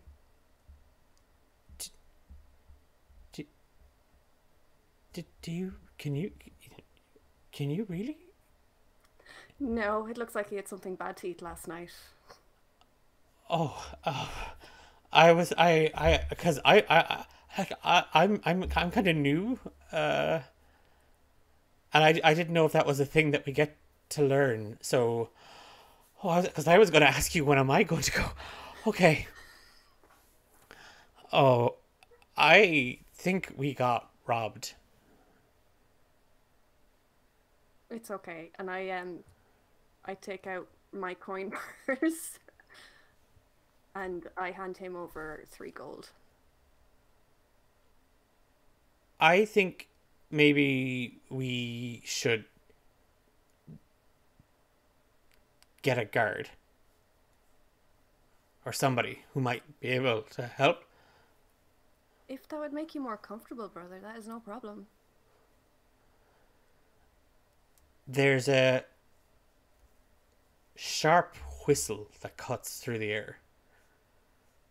It comes from overhead era, but it rings throughout the kind of the crossroads here that you are between these tenement buildings. And leaning against a faded, rickety-looking wooden balcony, you see a dusty grey Leonin woman in long, heavy robes, a dark mauve shawl draped over her shoulders, and just two fingers kind of coming out of her mouth. Well, that was interesting. I guess you the two that they call for? Is it your house we're attending? I'm the one that's dying. I'm Sister Ira. And I'm Boss's Knickers. Would you ever come on upstairs? Because I have got things to be doing and I can't be waiting all day around for this. Of course, no problem. And I start walking to find, is there an entrance that we can see for? Having kind of gauged the building that she's in, and she's about 2 floors up, there is here on the street kind of a narrow doorway with a set of stairs leading upwards. You ready, brother?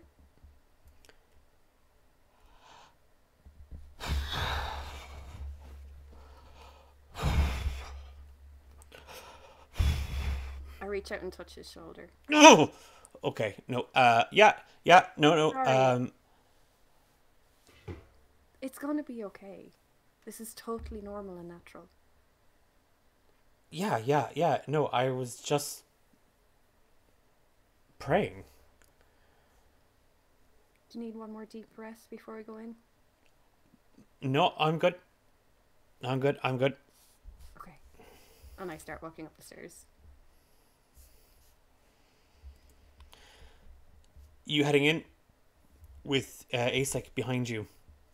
The stairs are a little rickety, and as you kind of venture up on the ground floor, one of the two of the doors are open, and there's a strong smell of incense and coffee wafting through the halls, and people are kind of their heads peering around the corner of the doors, kind of looking out at you, and they kind of give a nod, and a few kind of hold the palm of their hand up to their forehead as a mark of respect. Asik kind of returning it back to them. Up onto the second floor, and you see that there's a small gathering of Leonins, wood elves, all kind of hanging out in the corridor, all kind of looking at you, and a mature-looking Leonin man kind of steps forward, and he's wearing kind of a very dusty-looking shirt and navy kind of blue and grey pants. You are from the Temple of Boss? We are. My mother has strong feelings about Was it not her who called us? She told us to fetch someone, but by the time we had sent out a messenger, she had changed her mind. She believes she's too busy. Well, that's fine. It's totally her choice whether she wants to speak to us now or not. It's more a matter of time, sister. The door is open, and my mother waits for you. I nod and I walk into the house. Jared, is that you? It's not. Oh. All right then. Come on. You can say your piece while I wash the dishes. You're still very well and able. They're not going to do it. They haven't done it for the last 30 years. They're hardly going to do it these days, are they? And a voice is kind of calling out from deeper into the apartment. I walk in further to see this person. Yeah. Haunched over a washing basin, looking out of a small little window where you can see kind of little flower baskets and boxes perched. The Leona woman kind of looks over her shoulder at you. Kettle's there. Can I make you one also? Oh, I suppose you can make one for yourself. I'll have 3 sugars. Brother, would you like one? There isn't enough for him. Well, I don't drink any, I'm afraid. Well, then you can hang on to the cup out of politeness. I will. Can we Well- lend you a hand with your cleaning? I'm very particular about things. Understandable. That's no problem. Well, go on. I pick up the pot and I go over to the... I'm assuming there's a sink for me to get water, or is there a vat There's of a drinking water? there's a large clay jug. I fill some water from that, and then I'm assuming there's a stove or a fireplace for me to hang it into. Oh, you're assuming an awful lot of things, aren't you? But there's actually a chimney, little fireplace. I suppose when you've been around for a while, you kind of figure things out. Was that a remark on my age? No, not on yours, on mine. Oh, and now I guess you expect me to make you a compliment to how you don't look that old and, oh, sure, someone as young as yourself traipsing around the country, huh? No, Well, I'm not going to. that's fine. Well, is there not prayers or something that you're supposed to be doing, or oil you're supposed to rub on me or something? It's whatever you need. If you wish to have prayers, if you wish to have incense burning, if you wish to scream and shout, or have a party, whatever you need. Do you know what I need? Mm. Come here. I'm very old, so I find it very hard these days to muster up the energy to talk. Come closer. I get closer. No, you have to come closer. I get closer again. I need everybody to get out of my goddamn apartment so I can get the place clean. I don't think they want to leave you right now. Well, I don't think they're being of any use. Traipsing in with their muddy boot prints. Huh? Well, Half might dividing take up my belongings? what? Sorry, I didn't catch that part. Dividing up my belongings. Oh, now that's a bit rude. Well, they didn't say anything, but I just... My sister, she has an eye on her, and I had an eye on her, and she was eyeing up things, and I know what she's doing. Making a list. She's not getting the crockery. Nobody's. That's going with me. You can tell boss to make room. I'll be If bringing you that with want. me. Yeah.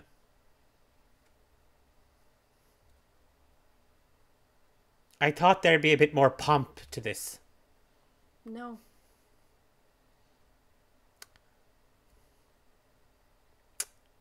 She's kind of lazy for a god, then, isn't she? They usually like their ceremony. Some do. Others just like to be there if you need them.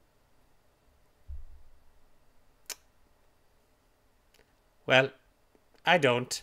So you can tell her I've a good 10 years in me yet, and I'll see her then. I think you know that's not true.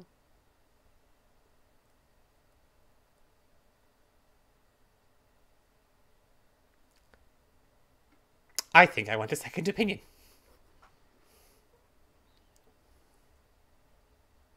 Would you like me to get another sister here? That is no problem if you need it. Oh, that's the last thing I want. More of you traipsing around the house. More busybodies and your priests and your brothers and your sisters. Making a fuss over nothing. Well, is the kettle boiled? I go over and check. It's warm to the touch. Do you like it just warm or do you want it piping hot? How do you prefer your tea? Where were you raised? Huh? Dragged up you were. Who drinks warm tea? Boiling. I don't know. I don't drink tea. Oh, too good for a cup of tea from an old lady, huh? Oh well. Yeah. No, I know what it is now. You priests coming in here thinking you're better than everybody else, huh? Just because you got a bit of school. Well, I raised 16 kittens in this house. Huh? And I ran a business. That's amazing. Yeah. Huh? Best lumber maiden this side of the city. Huh? And I can tell by your home you kept it all well organised and ship shape with all of them running through the place. Well, I had to. Sure himself wasn't going to do it, was he? Are you afraid to let go and let them do it themselves? Afraid to let go. They're Egypts. They're mine, but they're my Egypts, and they're just not able. Now, I say it to Nodi all the time. She spoiled hers. And they're my grandkids, and I love them, but they are spoiled, little monsters. The lot of them.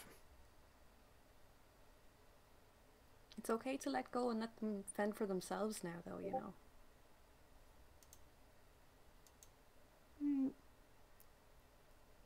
I think you did a good enough job raising them that they would be all right. That's lovely. Do you have children, sister?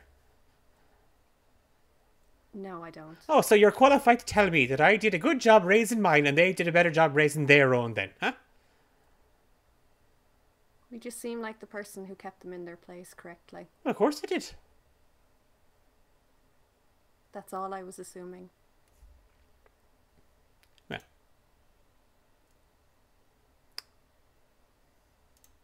This might be hot enough now. 3 sugars, right? Well, you have ears for listening. And I started prepping her tea. She finishes kind of rinsing the last few plates and she puts them on a small little rack and she dries her hands on a small cloth apron that's kind of, the colour was red once and now it's very, very faded. And she shuffles over to a table and she takes a sip from the cup of tea and she sits down. And she looks at you for the first time, Eerie.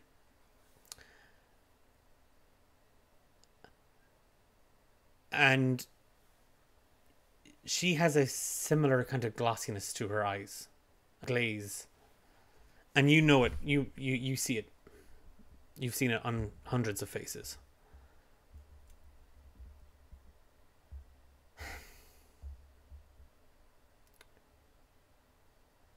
Right, I'll get my things and you tell boss to have the carriage ready.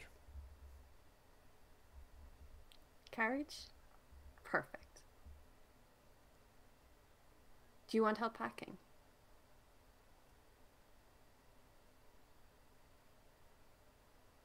We can organise it in your room with you. Shush, shush, shush, shush. Shush. Did you hear that? What?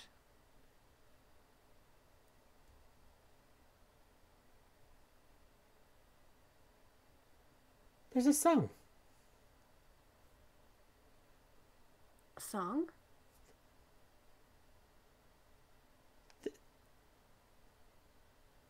There's somebody playing music. What song? Give me a wisdom saving throw. Oh gosh. Wisdom +5, 18. She reaches out and she puts a hand on yours. And in the distance you can hear a faint song. Strings of fiddle. A low hum. You know the song. The body knows the song. It's the first thing you remembered when you returned. but it wasn't your memory. It was hers.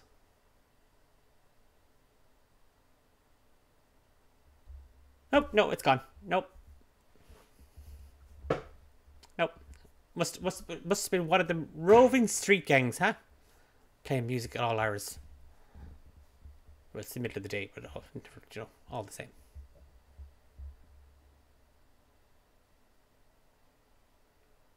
You alright? Sorry. You're looking a little peaky. I get that a lot. Do you want me to get... Well, he's that... Why is there a gum bean standing in the middle of the doorway just staring at the two of us? This is Brother Asic. Hello. Oh, He's a young acolyte. He's a young acolyte. Okay. Inexperienced gum bean. That's okay. I get it. He'll get there. Don't get your hopes up. I can tell. He's not going to make it the year. I'll probably last longer than he does. Well, I've been surprised by greater things.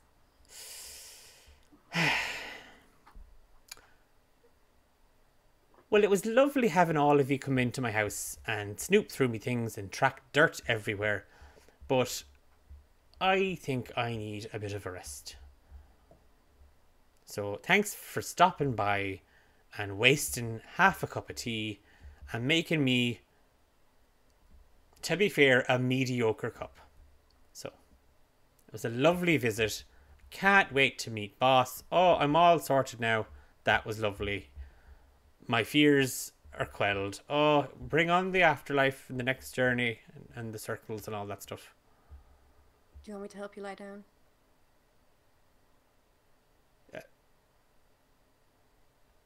I'm dying. I'm not useless. Get off me. Jeez Christ. I'm no invalid. And she stands up kind of straight and fixes herself a little bit. I never said you were. Well, you implied it. It was there. There was an implication, and I am insulted. I'm sorry for insulting you. That was not the implication I intended. Now, you'll do me a favour. I'll try my best for you, of course. Well, you said if there was anything I needed, that you'd do it. I'd try my best for you, of course. Oh, that's lovely. Now, I don't want to go without, well, letting Nodie know that, well, I had one last good dig at her.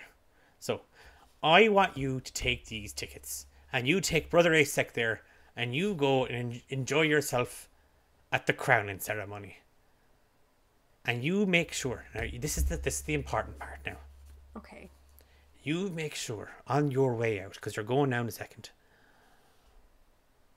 you tell Nodie that I gave you the tickets. Of course. Not her. That is absolutely no problem. Great. I can do that for you. Oh, I can feel my soul at rest already. Oh. Do you want me to bring anyone back into the house, or will I leave them outside the front door? Those useless feckers. No, tell them to piss off home as well while they're at it. I'll let them make that choice themselves, but I'll let them know they have to stay outside. Right. It's getting a bit awkward now. You should probably just leave my house. I'll see you soon.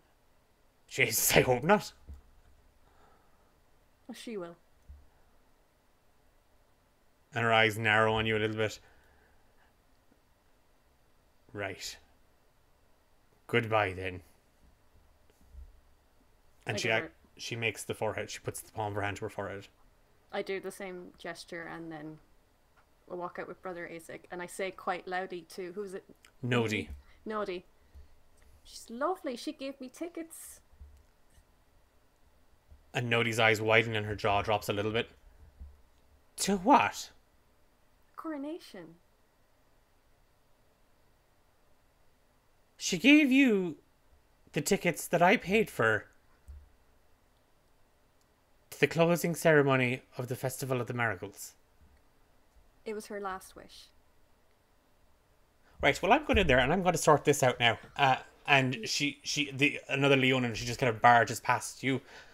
in through the door, and then a small gaggle of them that were waiting on the outside also pour into the house, and there is ructions and raucous and arguments flying.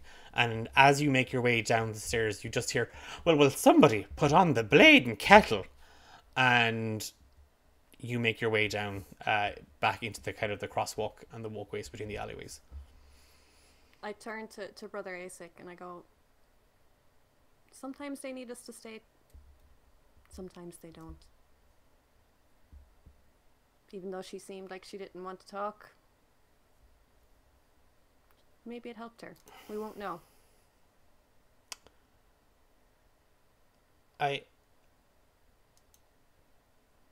I don't think she liked us. That's okay. It's something to prepare for anyway. Some might love that you're there. Some will hate you for being there. I've had people throw things at me before when I've showed up. And he looks a little perplexed. Are we going to the ceremony? We're going to honor her wish. Oh, it's just really boring. That's okay. I'm sure we'll get called to see someone else pretty soon. I don't think we're supposed to wish that. I'm not wishing it. Oh, me either. I wasn't. It's okay. I think it's in the gardens. I think it's the amphitheater in the Crescent Garden. It's and he's looking around. We'll ask a guard. Guard would be a good choice this time. As you cross the lower quarter and you start to move up through the city era, by now Taran, Dinder and his caravans have arrived at the amphitheater in the Crescent Garden, and Yaffe, you have followed the crowd, which is the thing you don't like doing when you go to these little places. You like to go against the crowd and find these smaller, off the beaten track little nooks and crannies of places. But the festival is something to see and to behold and to maybe even write about. And as you make your way to the Crescent Garden, following a large entourage of people making their way towards it, we move backstage of the amphitheater. And Ananse, you've been given a small little area squared off away from the prying eyes of the competition. It's been 3 days since you arrived in the city of Moyvane, and it's been a whirlwind of just energy and charisma, uniqueness, nerve, and tonight it's talent. You've made it through the grueling trials and tribulations of the pageant, and tonight you step on stage not just as Ananse, but Ananse, the brightest marigold.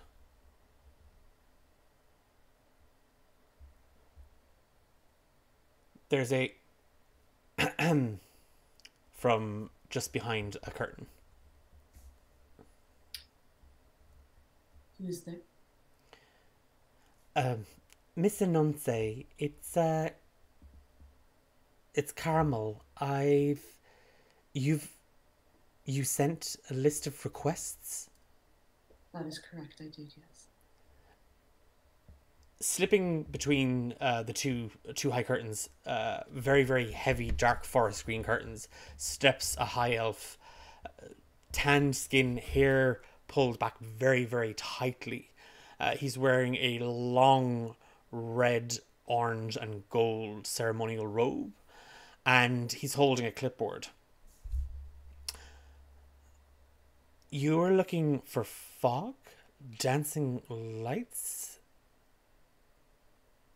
Is there a problem? Well, it's just, and he looks at you for a moment. The other contestants aren't using these bits and pieces. They're they're going out there and presenting themselves. I will be presenting myself. I am just enhancing what I am presenting. I see. Um. Well, What, and he what specifically is the issue here? You seem to be talking around something. we just happen to be a little short-staffed. Short staffed on fog? Short-staffed. Well, yes, we don't have any fog, but also to bring in a sorcerer or wizard Great, at that sounds fabulous. That's exactly what we need such to do. short notice. He looks you up and down. What does he, when he looks at Ananse, what does he see? So she is a wood elf. So she has kind of bright blonde hair, so much so that it's white, but she's got black on the tips that she has dyed herself. Um, she has heavy, dark eyeshadow, and her eyelids always kind of hang halfway down, or they're always kind of heavy. On her elven ears, she kind of has interlaced spikes of gold and swirls and stuff. And then she's in a dark black velvet dress with some gold and red trimmings on it, with a gold lace at the back, and with kind of long sleeves. So when she spreads them out, it's for dramatic effect. I give me a persuasion check. Can do. 16. Okay. He kind of looks at you. Okay. Wait, you're going on last. So, okay, leave it with me. I will see what we can do. Carmel, Mm-hmm. can I ask you some questions? Okay, I mean, I don't have a lot of time. What would you say is the biggest festival of Moyvane? The Marigold Festival. And what would you say is the highlight of that festival? The pageant. And the crowning of the brightest marigold. I'm glad we agree on that. Get it done.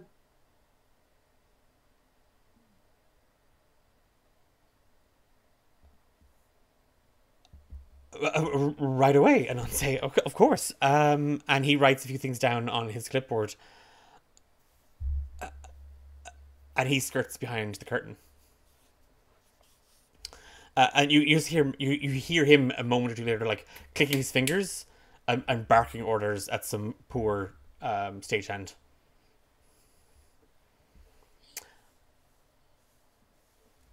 What are you doing to prepare for your routine?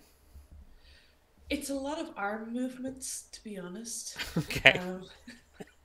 So, kind of a lot of flapping up over her head and slowly bringing them down.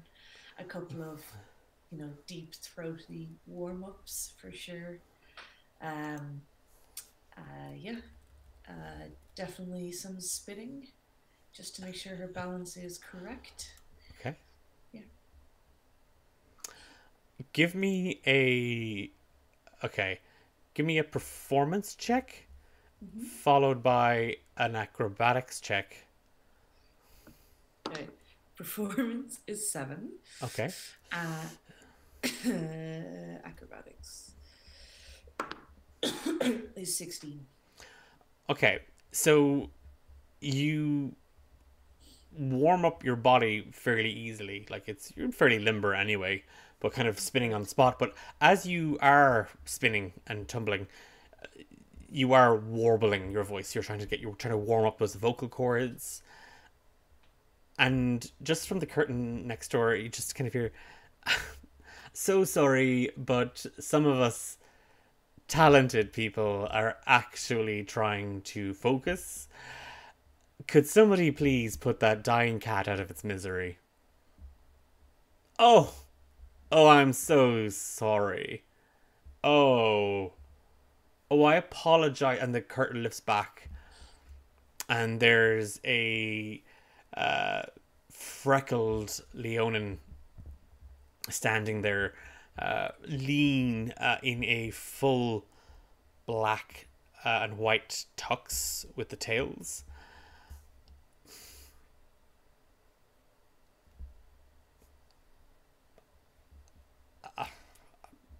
I'm so sorry, your name escapes me. It's so forgettable. You are... I'm actually not entirely sure we've met before. Sorry, who are you? You're quite... Eclair. Claire or Eclair? So they're very different things. Claire. Claire. Okay, very good. Excellent. I am a nutse Eclair, and she'll hold out her hand. Oh, and he just takes like your index finger and he kind of wags your hand a little bit. Is that your talent? Is what my talent? Mimicking dying animals. Oh, I see what you're trying to do. It's a very low form of insult, quite frankly, and I'm sure if you redirected your energy into your performance, your night might go a little bit better for you. I'm going to redirect mine into mine if that's okay. So, please excuse me. You are well, if you wouldn't, a waste of my time. Oh. Well, if you wouldn't mind keeping it down, I am not going to do that. Okay. Well, neither will I. That's fine. Great.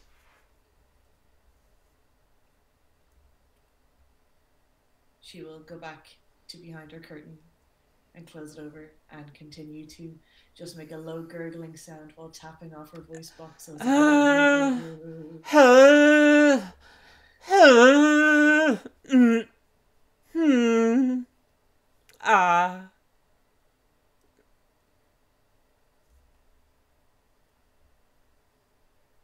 Talent. As the evening rolls in and you kind of wait to be called Ananse, you hear Carmal take to the stage to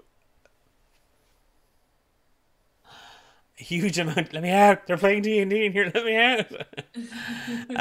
You hear him again, just rallying the crowd, and there's the last couple of nights it's been busy, but because it's not the finale, it's not the big showstopper, the crowds have been kind of hit and miss, and this is the first night it's held in the amphitheater. You've been performing in local taverns and inns and being judged, and from backstage you hear Carmal announce the opening of the finale. Apologies that the king is unable to attend. And this year, he has deemed the people elect their own brightest marigold. So, Tarin, Yaffe, and Ira, along with some judging by me and rolls from Emma, you will be judging the performances of our top 3 finalists. Oh, okay. And the crowd are all kind of, there's a murmur of, oh, this isn't tradition, this isn't tradition, this isn't how many episodes count. And then there's like kind of an excitement of like, oh, we get to pick, oh, finally we'll pick somebody good. And Taryn, you're skirted off stage, kind of to the right, kind of there, kind of. You can see backstage a little bit, but you can see the crowd from the side. You can see Carmal, the high elf announcer and host. In the crowd, Ira and Yaffe, you have found your seats, and you are watching as the high elf opens the Marigold of Moyvane finale. There's a round of applause as he calls on the first finalist, Leah Thrushwind, a wood elf, about 5'6", stumbles out onto the stage, and she continues to stumble until she falls forward onto her hands and knees and immediately wild shapes into a glossy panther. She lets out a roar and leaps upwards. And I'm breaking the rules of wild shape here for this because it's the theatre, damn it. And once again, as she kind of backflips in her panther form, she wild shapes into a huge eagle. Her wings open outwards and she screams. A shriek just cuts through the amphitheatre, and from the side, Eclair just rolls his eyes. Parlour tricks. What can Eclair do? Well, you're about to find out. Shut up, you, from the sideline. Shut up, no booing. I was saying the word. I was saying Leah Thrushwind. She flies straight upwards, spiraling, and she disappears up into the sky. And there's just silence in the crowd. And people kind of start to look around. Is that it? Is that it? And just as Carmal is about to step on stage, there is a brilliant flash of moonlight. And standing in the middle of the stage, holding 2 large bouquets of marigolds, stands Leah Thrushwind. And she bows. Oh!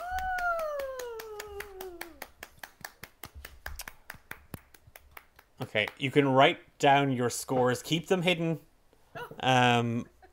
For Leah Thrushwind, I am going to roll a d20 and a d10 to determine her score out of 30 from the general audience. And what are we scoring out of 10? Is Out it? of 10 as well, yeah. Okay. Can you have to like go to the person beside her and say, "Oh, that was something. What did you think of that?"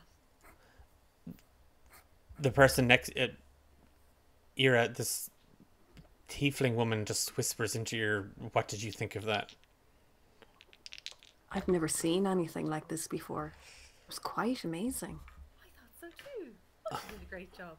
Very good job. Someone, a small halfling man leans into the pair of you, kind of like, just like, he leans backwards. She did the same thing last year. Oh, Oh well, I mean, if you're good at something, you might as well do it all the time now. I liked it anyway. And with that, I've rolled for her scores from the audience. Okay, you can give me your scores afterwards. Okay. Carmal just kind of comes back out on stage, just clapping. A round of applause once again for Leah Thrushwind, our finalist. Amazing work as always, Leah. Fabulous, fabulous. Up next, we have some new blood. All the way from Kilcarrock, Eric, the golden songbird. And stamping across the stage in full black and white suit regalia, you see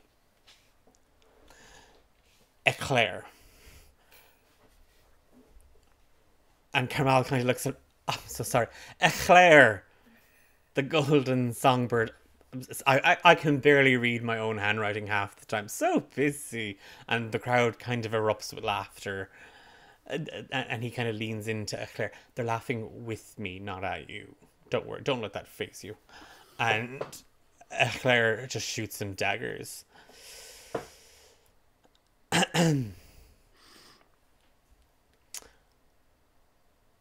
Good evening.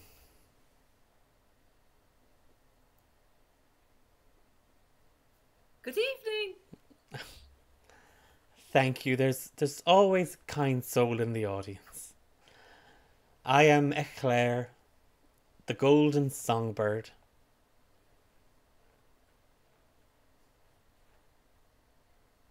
Wow.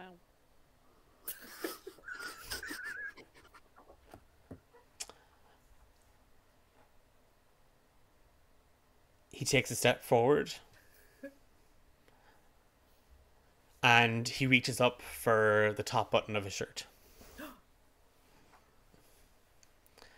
And he begins to sing as he unloosens the button. Oh. And his voice gets deeper with each note. And he slips the jacket off and it falls to the stage. And there's a gasp. He pulls the buttons open on his crisp white shirt, and you see the shimmer of black ink along his body. He has a lean physique, bordering on more thin than muscle. He stands there poised, and he kind of turns half his body away and leans backwards. I was like, are you alright there, Louise? Because your eyes just made a weird thing as you were trying to half yawn. And I was like, I'm gonna stop. I'm just gonna X myself out of this one. I was trying to hold in my yawn, sorry. Okay. Oh! Right. Which is worse? I don't know which is worse now. As he kind of leans back, his body arching, the tattoo begins to ripple and shimmer. And his voice starts to rise, the pitch gets higher, and the tattoo light begins to radiate and pulse from it. And he reaches for the belt on his pants and he unloops it, and he pulls it free and he holds it aloft and he lets it fall. And he reaches for his pants,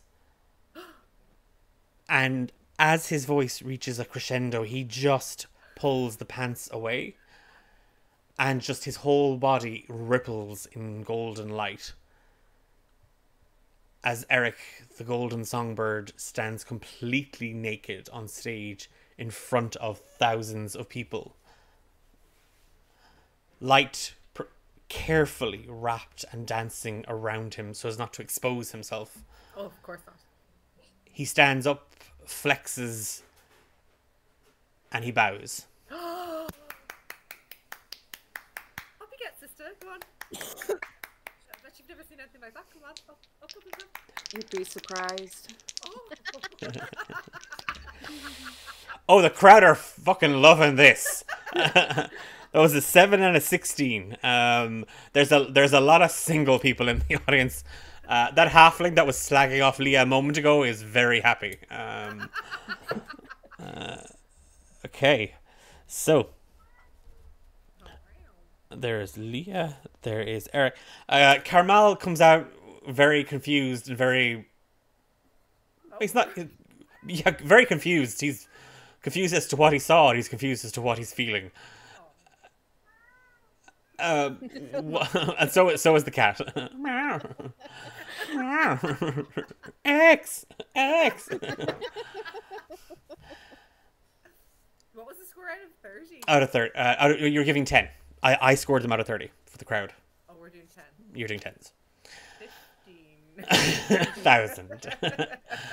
leaning, again, gathering his belongings, he kind of bows once more to the audience.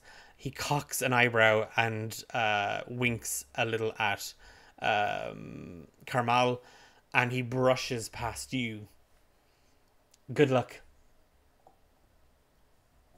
Thank you. And the second of our newcomers this evening, and our third and final finalist, Nonse. And he gestures at the stage. She's going to slowly saunter out.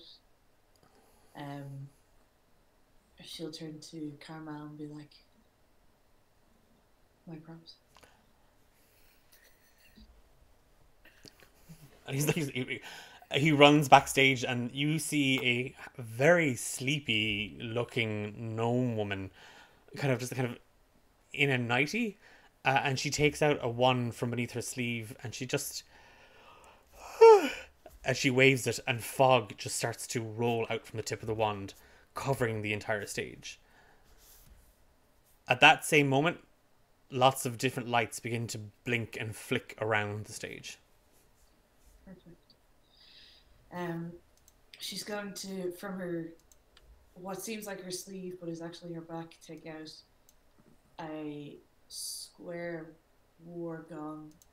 So it's about 1.5 feet each way. It's got very dark mahogany with a brass gong in the middle. It will have some gold writing on it in Draconic. For anyone who can read it, it says, "Dance like no one's watching."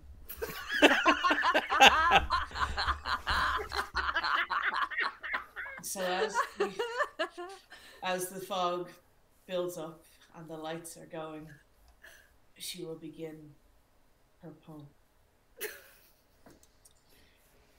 In the forest of Kilcrata, so green, a vampire was once seen. Ersael was his noble name, a hero of the elven game. And she will take a hammer from her sleeve and bang it against the gong so it makes a loud noise. She bows slightly as though she's done, and then she starts into the second verse. With strength and power he fought so well, his enemies feared him and quickly fell. Through the darkness and gloom he brought light to the forest's doom. And this time she gives 2 big gongs and holds her hands out and starts into the third verse. The elves of Kilcathric sang with glee as Ersael set the forest free. With his courage and heart so pure, their faith in him would endure. And she gives 3 big gongs. She's got hammers in both hands now, so 1, 2, 3. Closes her eyes. And the legend of Ersael grew. A vampire brave, strong and true. His memory lives on forevermore in the hearts of elves and in the forest's core.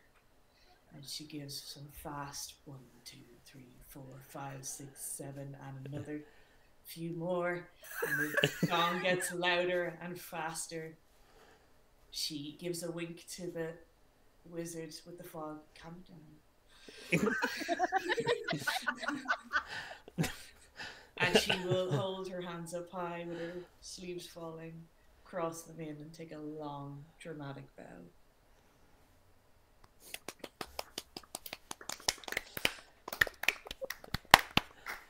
Is she finished?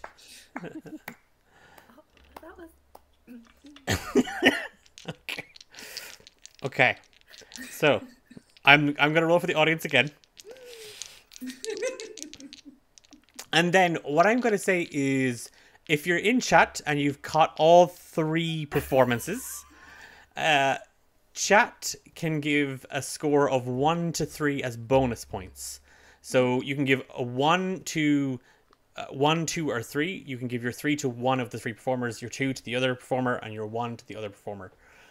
So we had Leah, we had Eclair. Spell it how you feel. He's not going to be offended. He won't read this.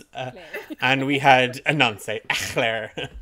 And we will tally up scores. So the bigger the number, the better for the chat one. Yes. Yeah, threes. Yeah, they'll get an extra 3 points, an extra 2 It's like points. An extra. Eurovision points. Ah, okay. Oh, it's very close with Ananse and Eclair from my audience's perspective. Oh my goodness. Don't tell it, Claire. And with that, okay, next turn. Everyone loves a bit of nudity. Twiggy B, you're in the game. I know. And for that, Ananse has been disqualified as she has tried to rig the audience. Ananse just voted for herself. When we've been through this before, that's not me. Oh, sorry, yeah. It just looks like Emma is on fire. But it's actually... No, Emma is 0. 0 on fire. Yeah. Okay, so we have a 3, 2, and a 1. Okay, 3, 2, and a 1. While we're tallying, Yaffy's gonna just turn back to Ira and say, 3. and that kind of spoken word thing, is that usual in my vein? I don't know. It's my first day here. What did you think of it? It's interesting. Okay, That was what? the word I was going to use, but yes, okay. While I wait for, if there's anybody else in chat that wants to submit scores, you still have a little bit of time. And while we're waiting for that, could Yaffe, Ira, and Taryn DM me? Just send me on WhatsApp your scores for the 3. Well, I have to explain mine because there's a bit involved. So Yaffe would have written down Wow. a 10 for Leah, and then after seeing Eclair, she would have crossed out the 10 and written 6. Okay. And then she would have crossed out the 6 and written 10 again.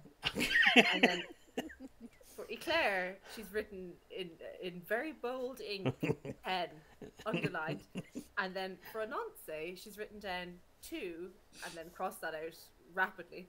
And then she wrote 4 and then crossed that out rapidly and then wrote 10. So everyone gets 10. Okay. Ira, do you want to declare them like Yeah, sure. Yaffe just did, or do you want to do it privately? No. Might as well. Might as well Okay. declare it. Okay. So. Eclairs.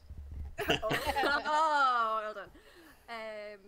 So for Leah, I give 7 out of 10. Okay. Quite impressed. Eclair, I gave 5 out of 10 because again, nothing I haven't seen before really. And then, I mean, I work in the field where I see just bodies all the time, so. What kind of nun are you? And then for And Ananse, dead bodies, I'd like to point out. For Ananse, I gave 9 out of 10. Okay. Taryn, I was just gonna text you. God damn it. text me. Just text me. It's fine. Okay, fine. No. There's also Emma! no. Yeah. What? I just saw your comment! 0 out of 10 for none, how dare you? I rescind my 9 out of 10, I make it 4. Okay, the 9 is rescinded to a 4. No. Okay, you're actually WhatsApping me those messages. Mm-hmm. Okay. Okay. It's okay, Alice. You can say it to my fucking face.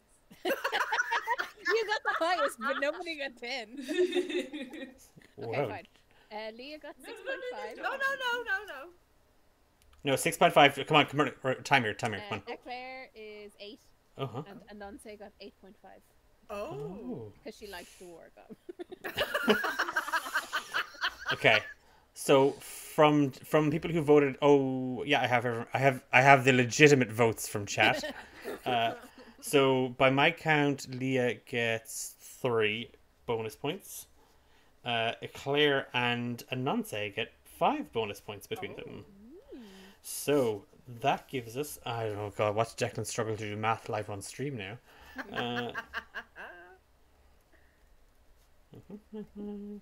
Okay. Tallying. Yeah.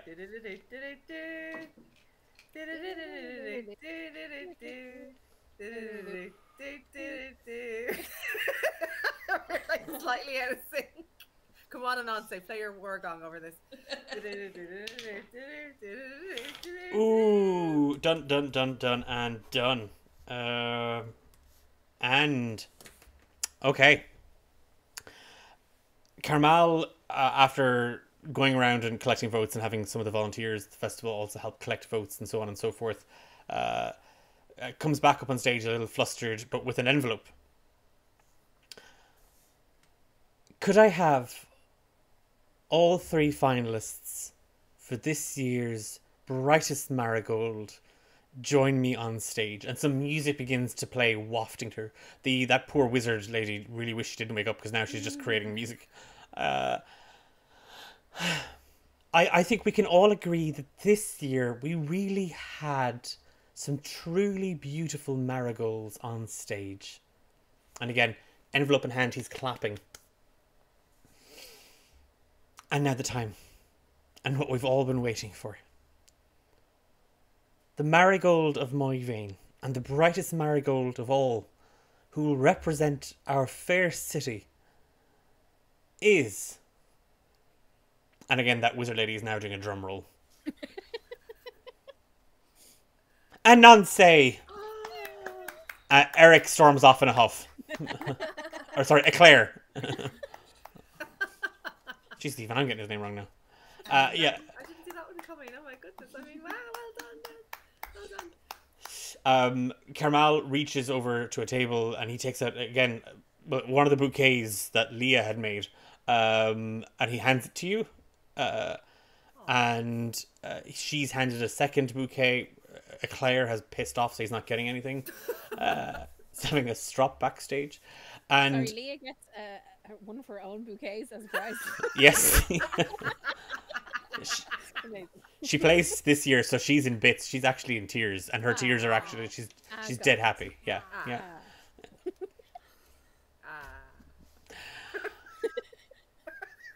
Bumbling up on stage, Taryn, you see Dinder Frostruff in his finery. It's still dusty and dirty looking, and he's kind of half walking and swinging something draped in that black satin cloth, and you've seen the scepter. And he gets down on one knee and he holds it aloft to you, Ananse. My queen! I mean, Marigold. She'll very slowly take it from him. She'll step forward and start a speech. The floor is yours, Ananse. She will say, a true queen is not a queen on her own, and I could not have done this without the amazing team around me. Carmel, thank you for working down to the very last minute on this. He smiles. Lazy Wizard, thank you for the effects that truly enhanced and brought out my true talents. She's And puzzled. to the city of Moyvane for hosting such a prestigious pageant. Thank you for having me. It truly has been beautiful, I hope. I have converted you all to love vampires. There's a very what? Oh, wow. And she will gently Bash her war gong. bash her work on. No, she will gently leave the stage, leaving everyone else still on it with their. As you turn to walk off the stage, Ananse holding the scepter, you see it glowing in your hand, like it pulses with light, and then it erupts all around you. and everything is just washed in its brightness, and you're actually, you have to try and shield yourself from it. And as you begin to, your eyes begin to adapt to it, you can hear very clearly that song. And as you look around, you see 3 strangers staring back at you. See a woman in grey and black robes, very frightfully pale looking. A tiefling woman, overdressed. And a young warrior looking woman, stern, almost cross look on her face, staring kind of hard into you.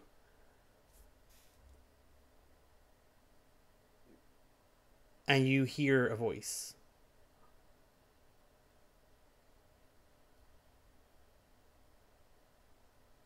The song begins. Shall we dance? And we will leave the Ballad of the Mad Kings there. Like no one's watching, baby.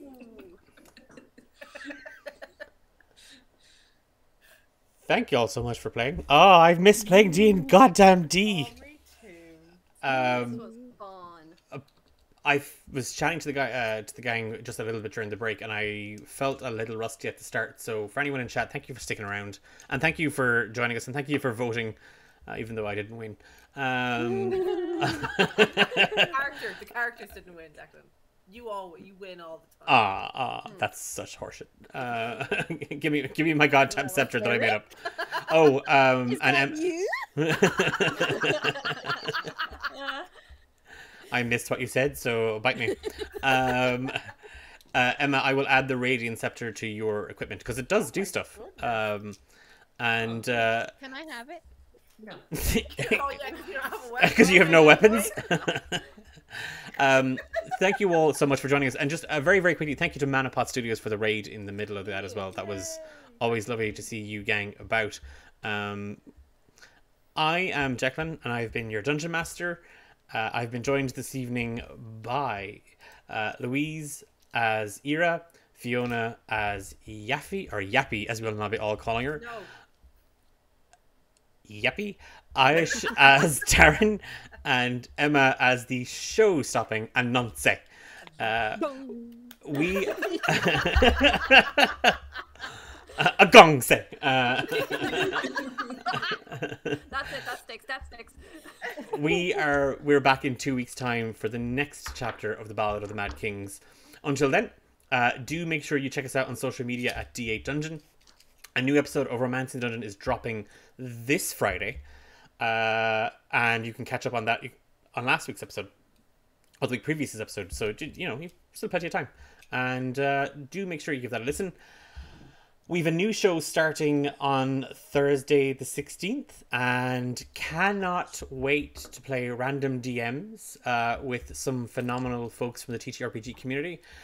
We will be playing established adventures from the D&D universe. So we're going to be starting with the Lost Mines of Phandelver, and we're going to be joined by some seriously talented folks for that run.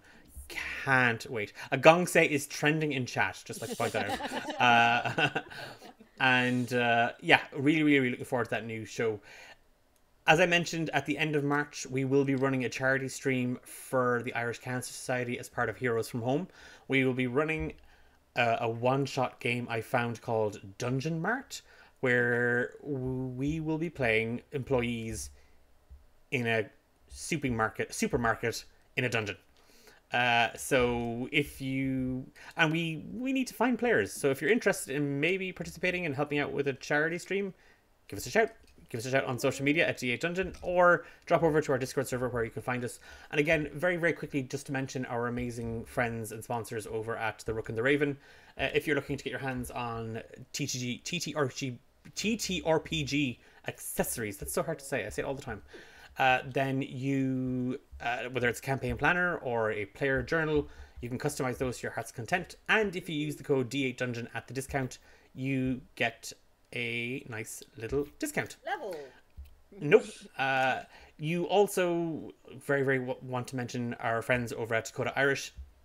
We don't have a discount code for this month yet, but we will reach out to the gang and see what the story is. But discount or no discount, fabulous products and really nice team. So do make sure you check out Dakota Irish. Yeah, we've been D8 Dungeon. I hope you've had a blast. It's so much fun to be back playing D&D on a regular basis. And really looking forward to this series and what Ananse, Taryn, Ira, and Yaffe get up to. So we shall see. I said it right that time. Hey. On that, have a good week, and we will talk to you all very, very soon. Good night, folks. Sleep well. Bye.